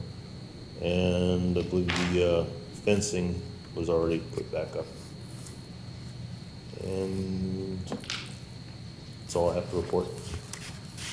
Pretty big undertaking, and we really appreciate it. Questions from council or comments on the oak wilt work? Okay. The next item is I just wanted to update the city council that in an effort to ascertain that we're receiving all franchise fees and sales tax that are due to the city, I have contracted with a company called TriStem. They will perform those audits of those two areas for the city. We will pay them a 30% fee of the amount that is collected, as well as they will be looking at our utility bills to make sure that we are being billed at the correct rates and possibly negotiate some lower rates with some of our utilities. Yeah, and the highlight on that is we're paying them out of the money that they correct find. So it doesn't cost us anything out of our pocket. So they save us $1, they get a percentage of that dollar, basically, is the way it works. So it's kind of a win-win. You know, I'm always hesitant to say it that way, but that's really, in this case, the way it works. They stand to make quite a bit if they can find stuff, and they're motivated to find stuff, in both the franchise area as well as, you know, what CPS and anybody else is charging us. So we're excited to see what we can get out of that. Mm-hmm. Questions, comments for City Administrator on item 12A2? Ma'am, sir. Yes, does this include, since utility, the utilities for the community center, to include the phone? We will, at this point, I'm looking basically at CPS Energy. Okay, because I would like to consider reviewing, you know, the fees for the community center, as I think I mentioned before, for the internet and the phone. They seem high. That could be another step. Future, right. Yes. Okay, thanks. With the same company, but we were going to look at Not right now. Thank you. the electrical. Yes, ma'am, go ahead with 12A3. Okay, back in October, council will recall that you conducted a public hearing on a rezoning request from a Mr. Scott Smith for 1.734 acres property on 2252. However, Mr. Smith did not own that property that he was seeking rezoning on, and council authorized me to change that zoning from RA to B1 upon receipt within 30 days of ownership of the property. Mr. Smith never brought anything forward, so that property remains as residential agriculture. Wanted to update Per council your on that. instructions. Go ahead with the next item. Okay. By now, each of you should have gotten an invitation to our Christmas city employee volunteer Christmas party on December the 11th at the community center. As on the invitation, we are going to have to be very strict about everyone that wants to attend needs to RSVP, because in order to have a safe environment for our party, but yet have fun, we are going to have limited capacity, limited seating at the event. We've given, I think, some fairly clear directions or statements on the backside of the invitation about mask will be required. There will be social distancing of 6 feet. You will not be able to move around the room without a mask. We still plan on having some fun that may have a little bit of a different twist than what we're normally used to. There will be a barbecued catered lunch, and it will be boxed. And if you haven't already RSVP'd, please do. We'd love to see you join us and share in some fun in holiday spirit this year with us.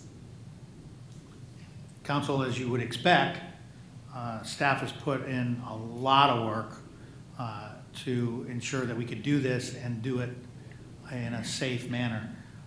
With the distancing, with the charting out of where the tables are and how far away they are, and only having 3 people at a table, and lots of things to make sure that we can do this and not create a situation where a couple days later we find out that everybody in city staff has to go home for 10 days. And that's a big deal. So we are going to be pretty strict about how we do this. With masks and touching some stuff with gloves, and the food and drink and the table separations and all of the health check. And we're even gonna do a health check on the way in. So, and PD was gracious enough to agree to help us with that, because they have experience doing it for the court as well. But no, but on the flip side of this, we believe it was really important to show our employees and our volunteers how much we appreciate all they've done, particularly this year. We will do everything we can to ensure that we protect them and everybody that is in attendance. And we talked this morning about it to say that we all, as the senior staff, will be very watchful and take it very seriously that to be the enforcers, frankly. And so I ask you all, if you are going to attend, to do the same. To not be shy about saying, hey, I know you're having a lot of fun, but you need to sit down if you're not wearing a mask. All the things, and we won't have any problems, but you know how it is, that you can miss something, and so all of us are going to help each other to make sure that we get this and get it right. But we look forward to this, and we, in spite of the precautions we have to take, we believe that this still will be an opportunity to have some fun. The other thing she didn't mention that I do want to mention is it's not mandatory for the staff to be there. And if the staff wants food, they can come in the back door and we'll give them a box and they can go on their way and eat the food. So we're not forcing anybody to be there. And that's why we also are holding close to this RSVP, because we want to make sure that we chart this thing out and that we have the requisite space and tables, and that we're not going to allow a whole bunch of people to show up unannounced, that now we're trying to figure out how to fly by the seat of our pants and figure out how to get people to fit. Right. We're just gonna have to say, I'm sorry, you didn't RSVP, you can't do this. So, and I suspect, I hope, I believe that everybody will understand that. But that's the way we've got it, and as you would expect, we have Kat Balmy and Marissa Spencer and Nancy Kane putting a lot of time and effort into this to make sure that all this stuff goes the way it should go and can go. And we'll have some great barbecue, and you've had that barbecue before. It's really, we know it's really good. So I wanted to amplify a few things, but that said, I want to now see if anybody has any comments or questions, starting over on the right side. Ma'am, sir, ma'am, great. So publicly, thank you so much for making sure that we can still get together and show our appreciation and enjoy each other's company, but know that we're doing it in the safest manner we can. Appreciate it. Thank you. Moving on now to item 12B, City Council projects. We have one on the list, and we'll all turn our attention to Councilwoman Bauer, who wants to talk about the post office. Okay, since I was not able to smuggle this item in last month, I'm presenting this as a PSA with no warranties expressed or implied. This completes the trifecta of the post office saga. For those of you who may remember the first episode, this is Schertz Post Office. I went in however many months ago now, and the man was not wearing a mask, and I asked him why he wasn't the counterman. And he said, well, we were given a shot. And I went, okay, let that one go. So then I came back, I had to go back again to send something registered, say a month later, and the guy said, after I waited in line, the guy said, well, you can't mail that. No, why? We don't have the forms. Oh. And I said, possibly you could have put that sign on the door so that people don't wait in line unnecessarily. He said, no, we're not allowed to do that. I said, I see. So I just had to deal with it.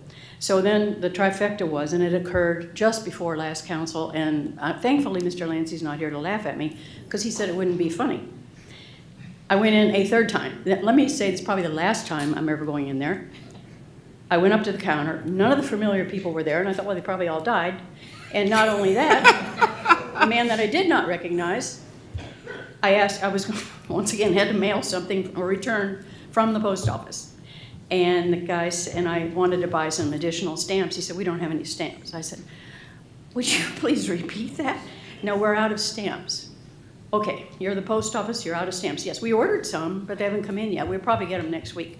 So whether they have stamps, whether they have forms, whether everyone's alive or dead, I don't know. I just recommend going anywhere but the Schertz post office. So there.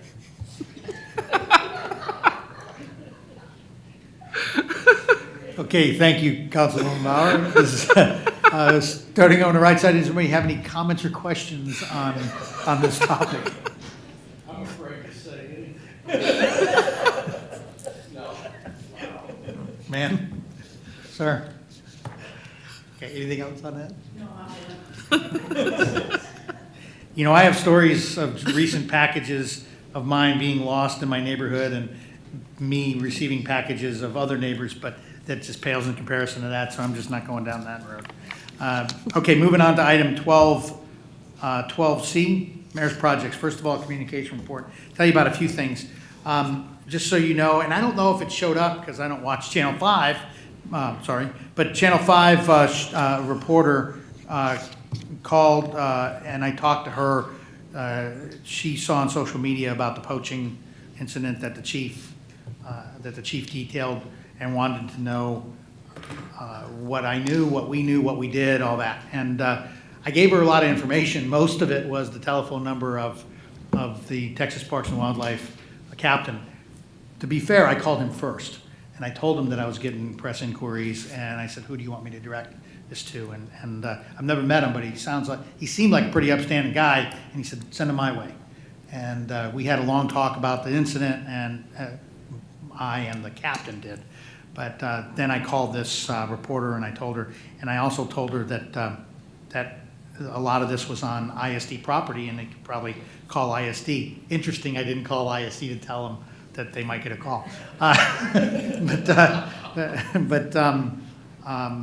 And she sounded really surprised that it was on ISD property. And I said, well, you know, our kids go to that school, and, you know, played that up a little bit. Nevertheless, I don't know if it showed up. Did anybody happen to see anything or hear anything? Channel 5? Yeah. So that's one communication thing. Another one is the second Monday of the month. We've started back up Coffee with the Mayor. I did it the last month. I will do it this month. It's a weird month. If you think next week is not the second Monday because of the way the first fell. So it actually is the 14th is the second Monday. But it'll be Coffee with the Mayor in here, 9:30 to 11 on the 14th. And we set it up to social distance. We're not using the Keurig. We're using disposable cups. We're doing everything we can to make sure that people don't have any exposure to any issues, but yet start to open up that channel for people to be able to come in and express any concerns or issues that they have. You know, every month, for the last few months, I've been talking about sign and 2252. And there's been some increased interest from TxDOT, but we're still working it. They have a representative from a contract company that's digging their heels in and saying, well, you agreed to move it, you need to move it. And we haven't done that yet. I haven't talked to TxDOT yet. I'm saving that phone call for a little bit farther down the path of this, but we got them to at least look at some site distance stuff and basically to get them to delay this a little bit more.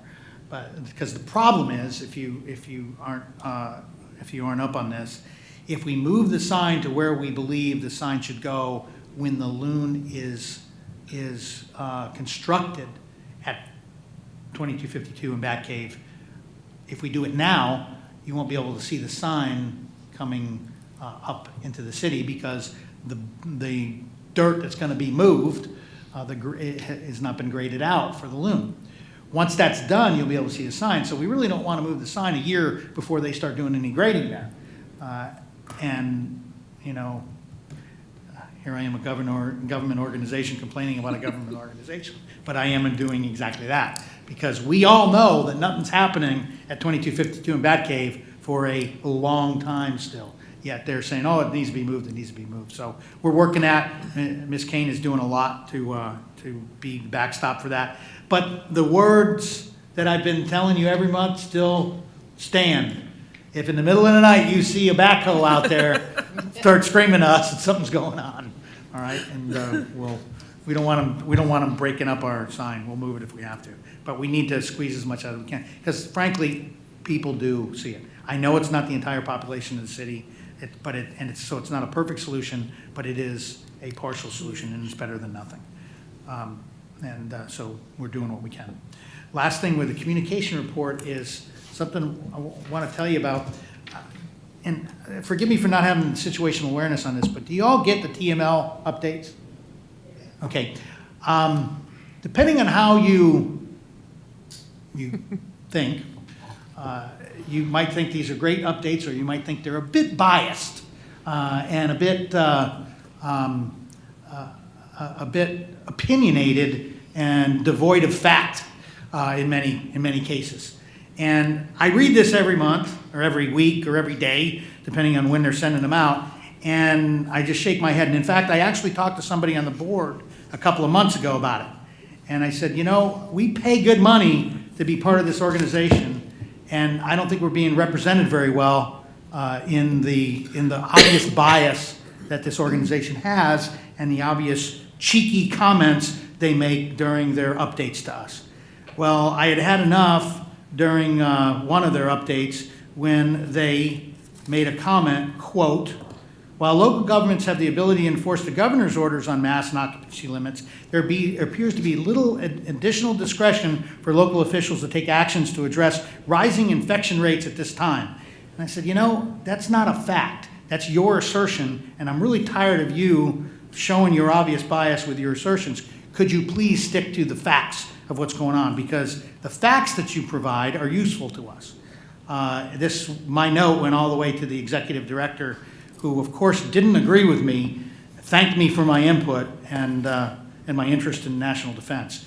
But I have the note now, and I have a friend on the board, and I'm going to take this to the board. I just want them to just give us the facts. I don't want their opinion. I really don't want their opinion. Their opinion is not useful. It is not. And we pay money to be part of this organization. So there you have it. That wraps up my communication report. Next is citizen contact. Anybody have any comments or questions on any of the communications? Okay. Citizen contact report. You heard about the water leak, and I already told you that was a significant citizen contact. I didn't know how much we were going to end up talking about it during that, but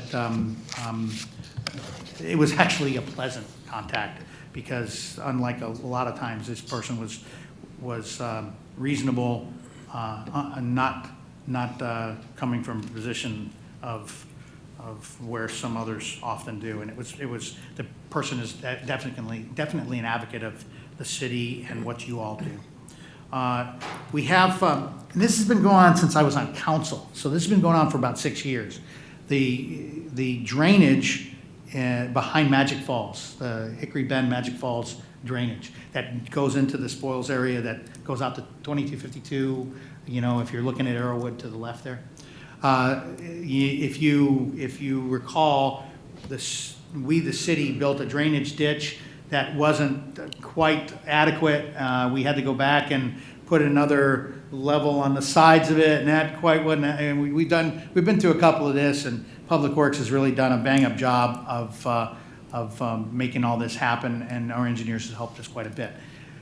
So the good news is the last thing that we did was a couple of years ago now, right? How many years ago? I knew this and now I forgot. About 3 years ago.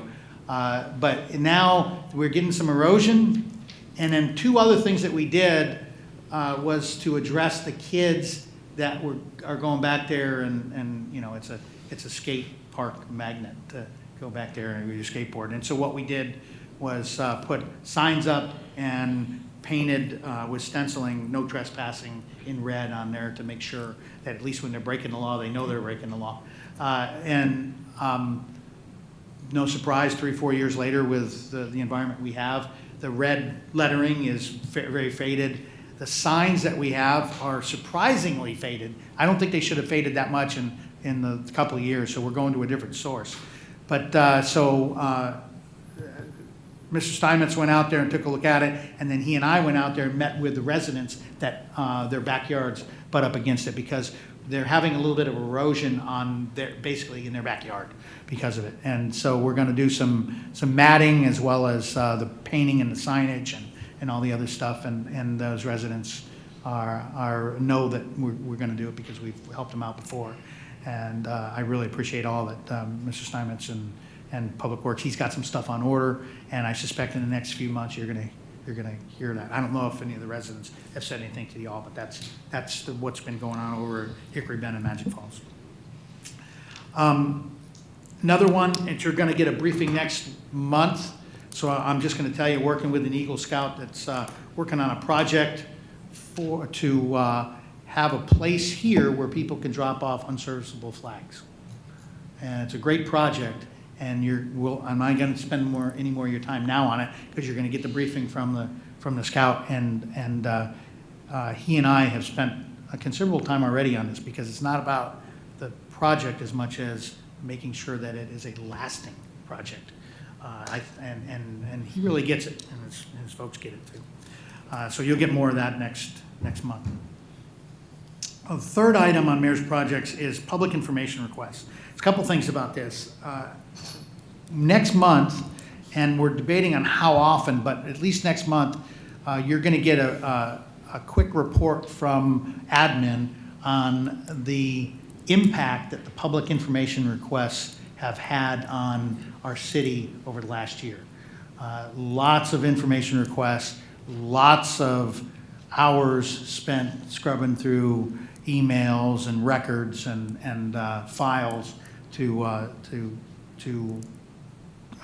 comply with the public information requests. And not surprisingly, often they're from the same people. It is what it is, but I thought it'd be important for you to see the impact of this. And I don't know if you know, if you've seen this, but I just saw this I think it was this week, or earlier this week, there was a news story, one of the stations did on public transparency in local Texas governments, that Texas governments are slow rolling citizens that are asking for information, and they're saying that that cities are using the COVID rules to delay this and not answer questions. And I can assure you that is not happening in the city, that our admin and our folks spend a lot of time and take it very seriously. We run a lot of the stuff through the attorney to make sure that we don't release the wrong stuff or don't release something about somebody that we shouldn't release.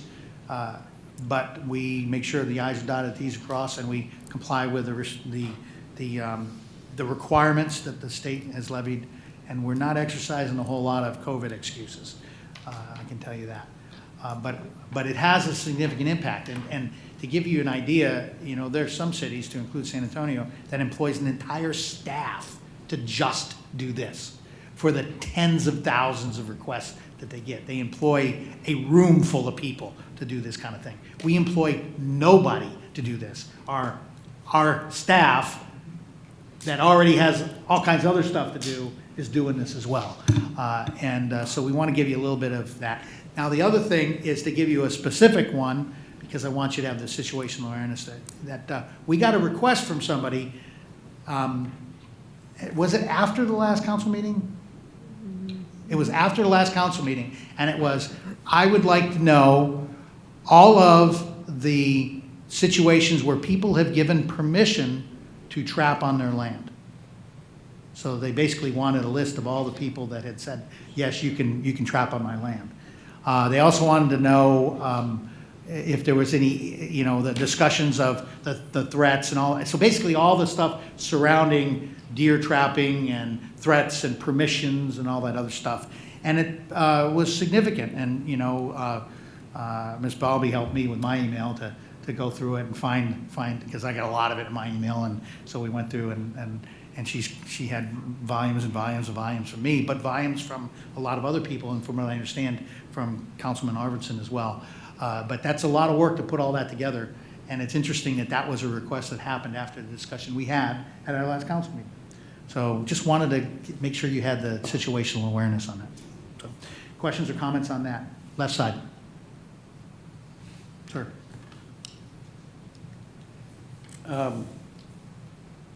Did the person who asked about the deer trapping give a reason for requesting it? They don't have to. I didn't think they did, but I was just curious. Not really, no. And, you know, and make no mistake, I'm not advocating that we don't give information to people, but there's some issues with the system when it comes to some of these information requests, and issues with, well, frankly, some of the people that continually do it. And he said it off mic, but Councilman Arvidsson said that it may be being abused. And that's for someone else to determine. But nevertheless, I think it's important that you are aware of it. I'm not asking for any decisions, because there's no decisions to be made that I know of. Moving on to item 13, discussion for future agenda items. Starting over on the left side, any agenda items that you would like to see? No, unless I go to the Cibolo post office. Don't go to the post office. No. No. Sir. Ma'am. Sir. Okay, none. And citizen comment period is item number 14. Again, if any citizen would like to speak about something they haven't already spoken about, they can feel free to come up. It's 2 minutes. We ask you to say your name first, and when you're done, go over to the table and put your name and address on there. And you do not have to have signed up ahead of time. So, anyone would like to speak? Once, twice, 3 times. I'm going to close out item number 14 with no one asked to speak. And moving on to item 15. Item 15, reports and comments from mayor and council members. Please remember to keep your comments limited to the list, starting over on the left side. Anything for item 15. Sir? I got to put one little plug in. For the first time in forever, the Canyon Cougars varsity football team is in the state high school playoffs. For the first time in, I think, ever. Nobody could seem to remember when the last time was, so it's been a while. Tell me the difference between last year and this year. Oh, they were 0-10 last year and 8-1 this year. Holy cow. Little difference. Yeah. That's great. And That we- is, and and that we applies- still have that people in the is part city of going item to that high 15. school for 2 more years. That's great. Well, a That's year and a really half now. Good deal. Anything else, sir? Ma'am? I have a plug as well. Piggybacking off of what Mr. Kniper said, the Davenport High School is doing a production of Grease outdoors starting tomorrow and going through Sunday. And if you look in the New Braunfels Herald tomorrow, there will be an article about the show and what it's taken to get a musical from inside to outside. And it's kind of a little bit like the little theater production that could. These kids are working so hard. They're singing in transparent masks. They're pushing props across the parking lot from the building. They're, doing costume changes and trailers outside. It's just been a tremendous effort, and I'm real proud of what these kids have been doing out there. So if you got some spare time, Thursday, Friday, Saturday, Sunday, and check out the paper tomorrow. Good words. Thank you. Sir? Just a note for Mr. Arvidsson. Back in the mid-'90s, for about 4 or 5 years, Canyon High School was in the playoffs and were very high ranked in the state. And I don't remember if they went to the championship game, but they were close a couple times. That was 25.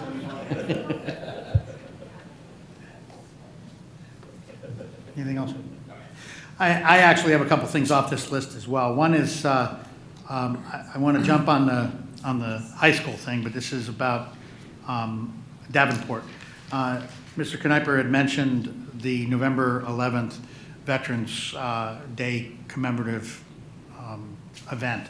I was there, and I can tell you that they did a phenomenal job. They really did. It's their first one.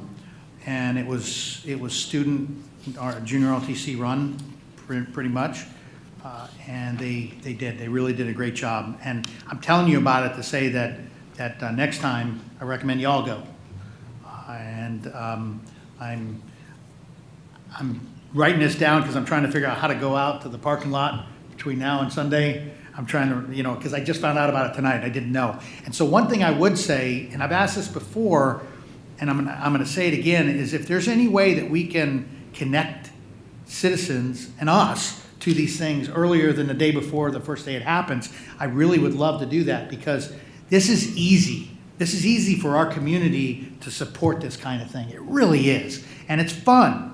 And it's a couple dollars, so, but, unfortunately, short notice gets really difficult with a lot of folks, so. Just to follow up on that, I mean, it's been a while since it was discussed, but is there any way the city can have a community calendar that people could submit things to online? Yeah, absolutely. And we will put stuff, as long as it's not, the school is something different, you know? When an organization does something, we try to stay away from it because we get into the special interests and all that. But the school, we can look at having an actual section that maybe is a link that connects to, and remember I asked that before, does the school have something where you go to this and it says their stuff? And last time the answer was no, but I don't know if they've honed that since then. Comal ISD has this giant calendar it has for every school in the district, and you can, sort it by arts, athletics, and sometimes it's not up to date as well. There's just so much going on. I don't know if you have any good ideas. We've actually brought this up in the past with the elementary school when it got built.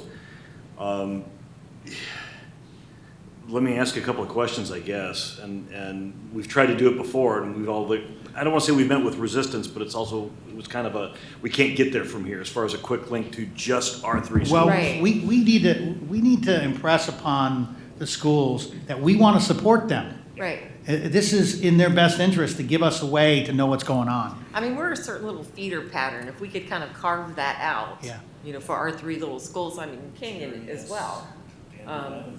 Right. So Yeah, well, I'll tell you what, let's put that, staff, let's put that as a future agenda item. And y'all, could you Yeah. could Sure. talk about it amongst yourselves there? Sure. Yeah. See what you can Two come of up us will work with that. and talk to Mr. Kniper, because he obviously, I walked the hall with him and I saw that everybody over there knows him now, and, you know. Now, admittedly, some of them ran the other way than they saw him, but yes, please, I think that, yeah, this is easy. It is, there's and they no have a reason- senior There's no card. reason why Right. our community can't be supporting these kinds of things. Right, right. So. Agree. Okay, so that's one thing. The other thing I have for item 15 is that in the midst of all that's going on and all the cancellations of all the things that a lot of these organizations on here have been doing for necessary reasons, I can tell you one thing, that the Garden Ridge Lions Club, of which a few of us are members, but is still actively doing what the Lions call Operation Thanksgiving and Operation Christmas. And so we delivered to I think it was the most, at least in my experience, number of families delivered Thanksgiving meals right shortly before, the weekend before Thanksgiving. And we'll be doing the same thing in a couple weekends for Christmas, delivering both Christmas meals as well as Christmas presents to children. So the organizations can still do this stuff. We've changed the procedures on how we distribute and how we get it to the people that are going to distribute it and everything else. But nevertheless, it can be done. And so it's encouraging to see some organizations still doing some of these things. Anybody have anything else on item 15? May I add to what you said, please? I'd like to promote the toy collection in the library coming up beginning Monday through Friday. It's a joint effort between the Women's Club and the Lions Club, and they're asking for gifts for that event, those events, to be donated or dropped off there, and Lions will be responsible for getting them and packaging them and so on. So Monday through Friday of next week. I should remember that. Thank you for saying that. Sure. I forgot all about that. Sure. Okay, anything else on item 15? Oh, ma'am. The joint Garden Ridge Lions Club blood drive. Oh, yeah. The date, I didn't write it down. December 12th and 13th. Yeah, and we've done a few of those. They've been very successful and very needed. If you haven't done one, I recommend it. Also, for selfish reasons, they're going to do an antibody test, and they'll be able to tell you if you have COVID antibodies as well. There's all of the obvious reasons why this is important and should do it. So it's on our website, it's on our calendar, but please spread the word and get involved with that as well. Okay, anything else for 15? Oh, something else. Oh, yeah. Okay, so I said I was going to do this, and then I forgot about it, and she reminded me, and then I forgot again. Thank you for reminding me again. City of Garden Ridge, under City of Garden Ridge sponsored events and outreach efforts. The Night Sky, remember we did the Night Sky proclamation a few months ago.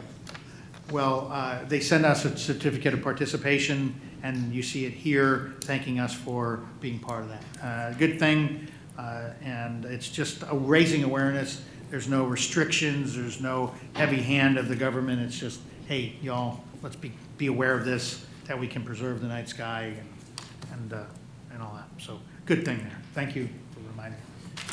Okay, I believe that's it for 15 now. Moving on to 16, executive session. So it is with a heavy heart that I tell you that I'm going to cancel both item A1 and A2. We have no updates for either one of them, so we will not have an executive session. I hope that doesn't disappoint anybody.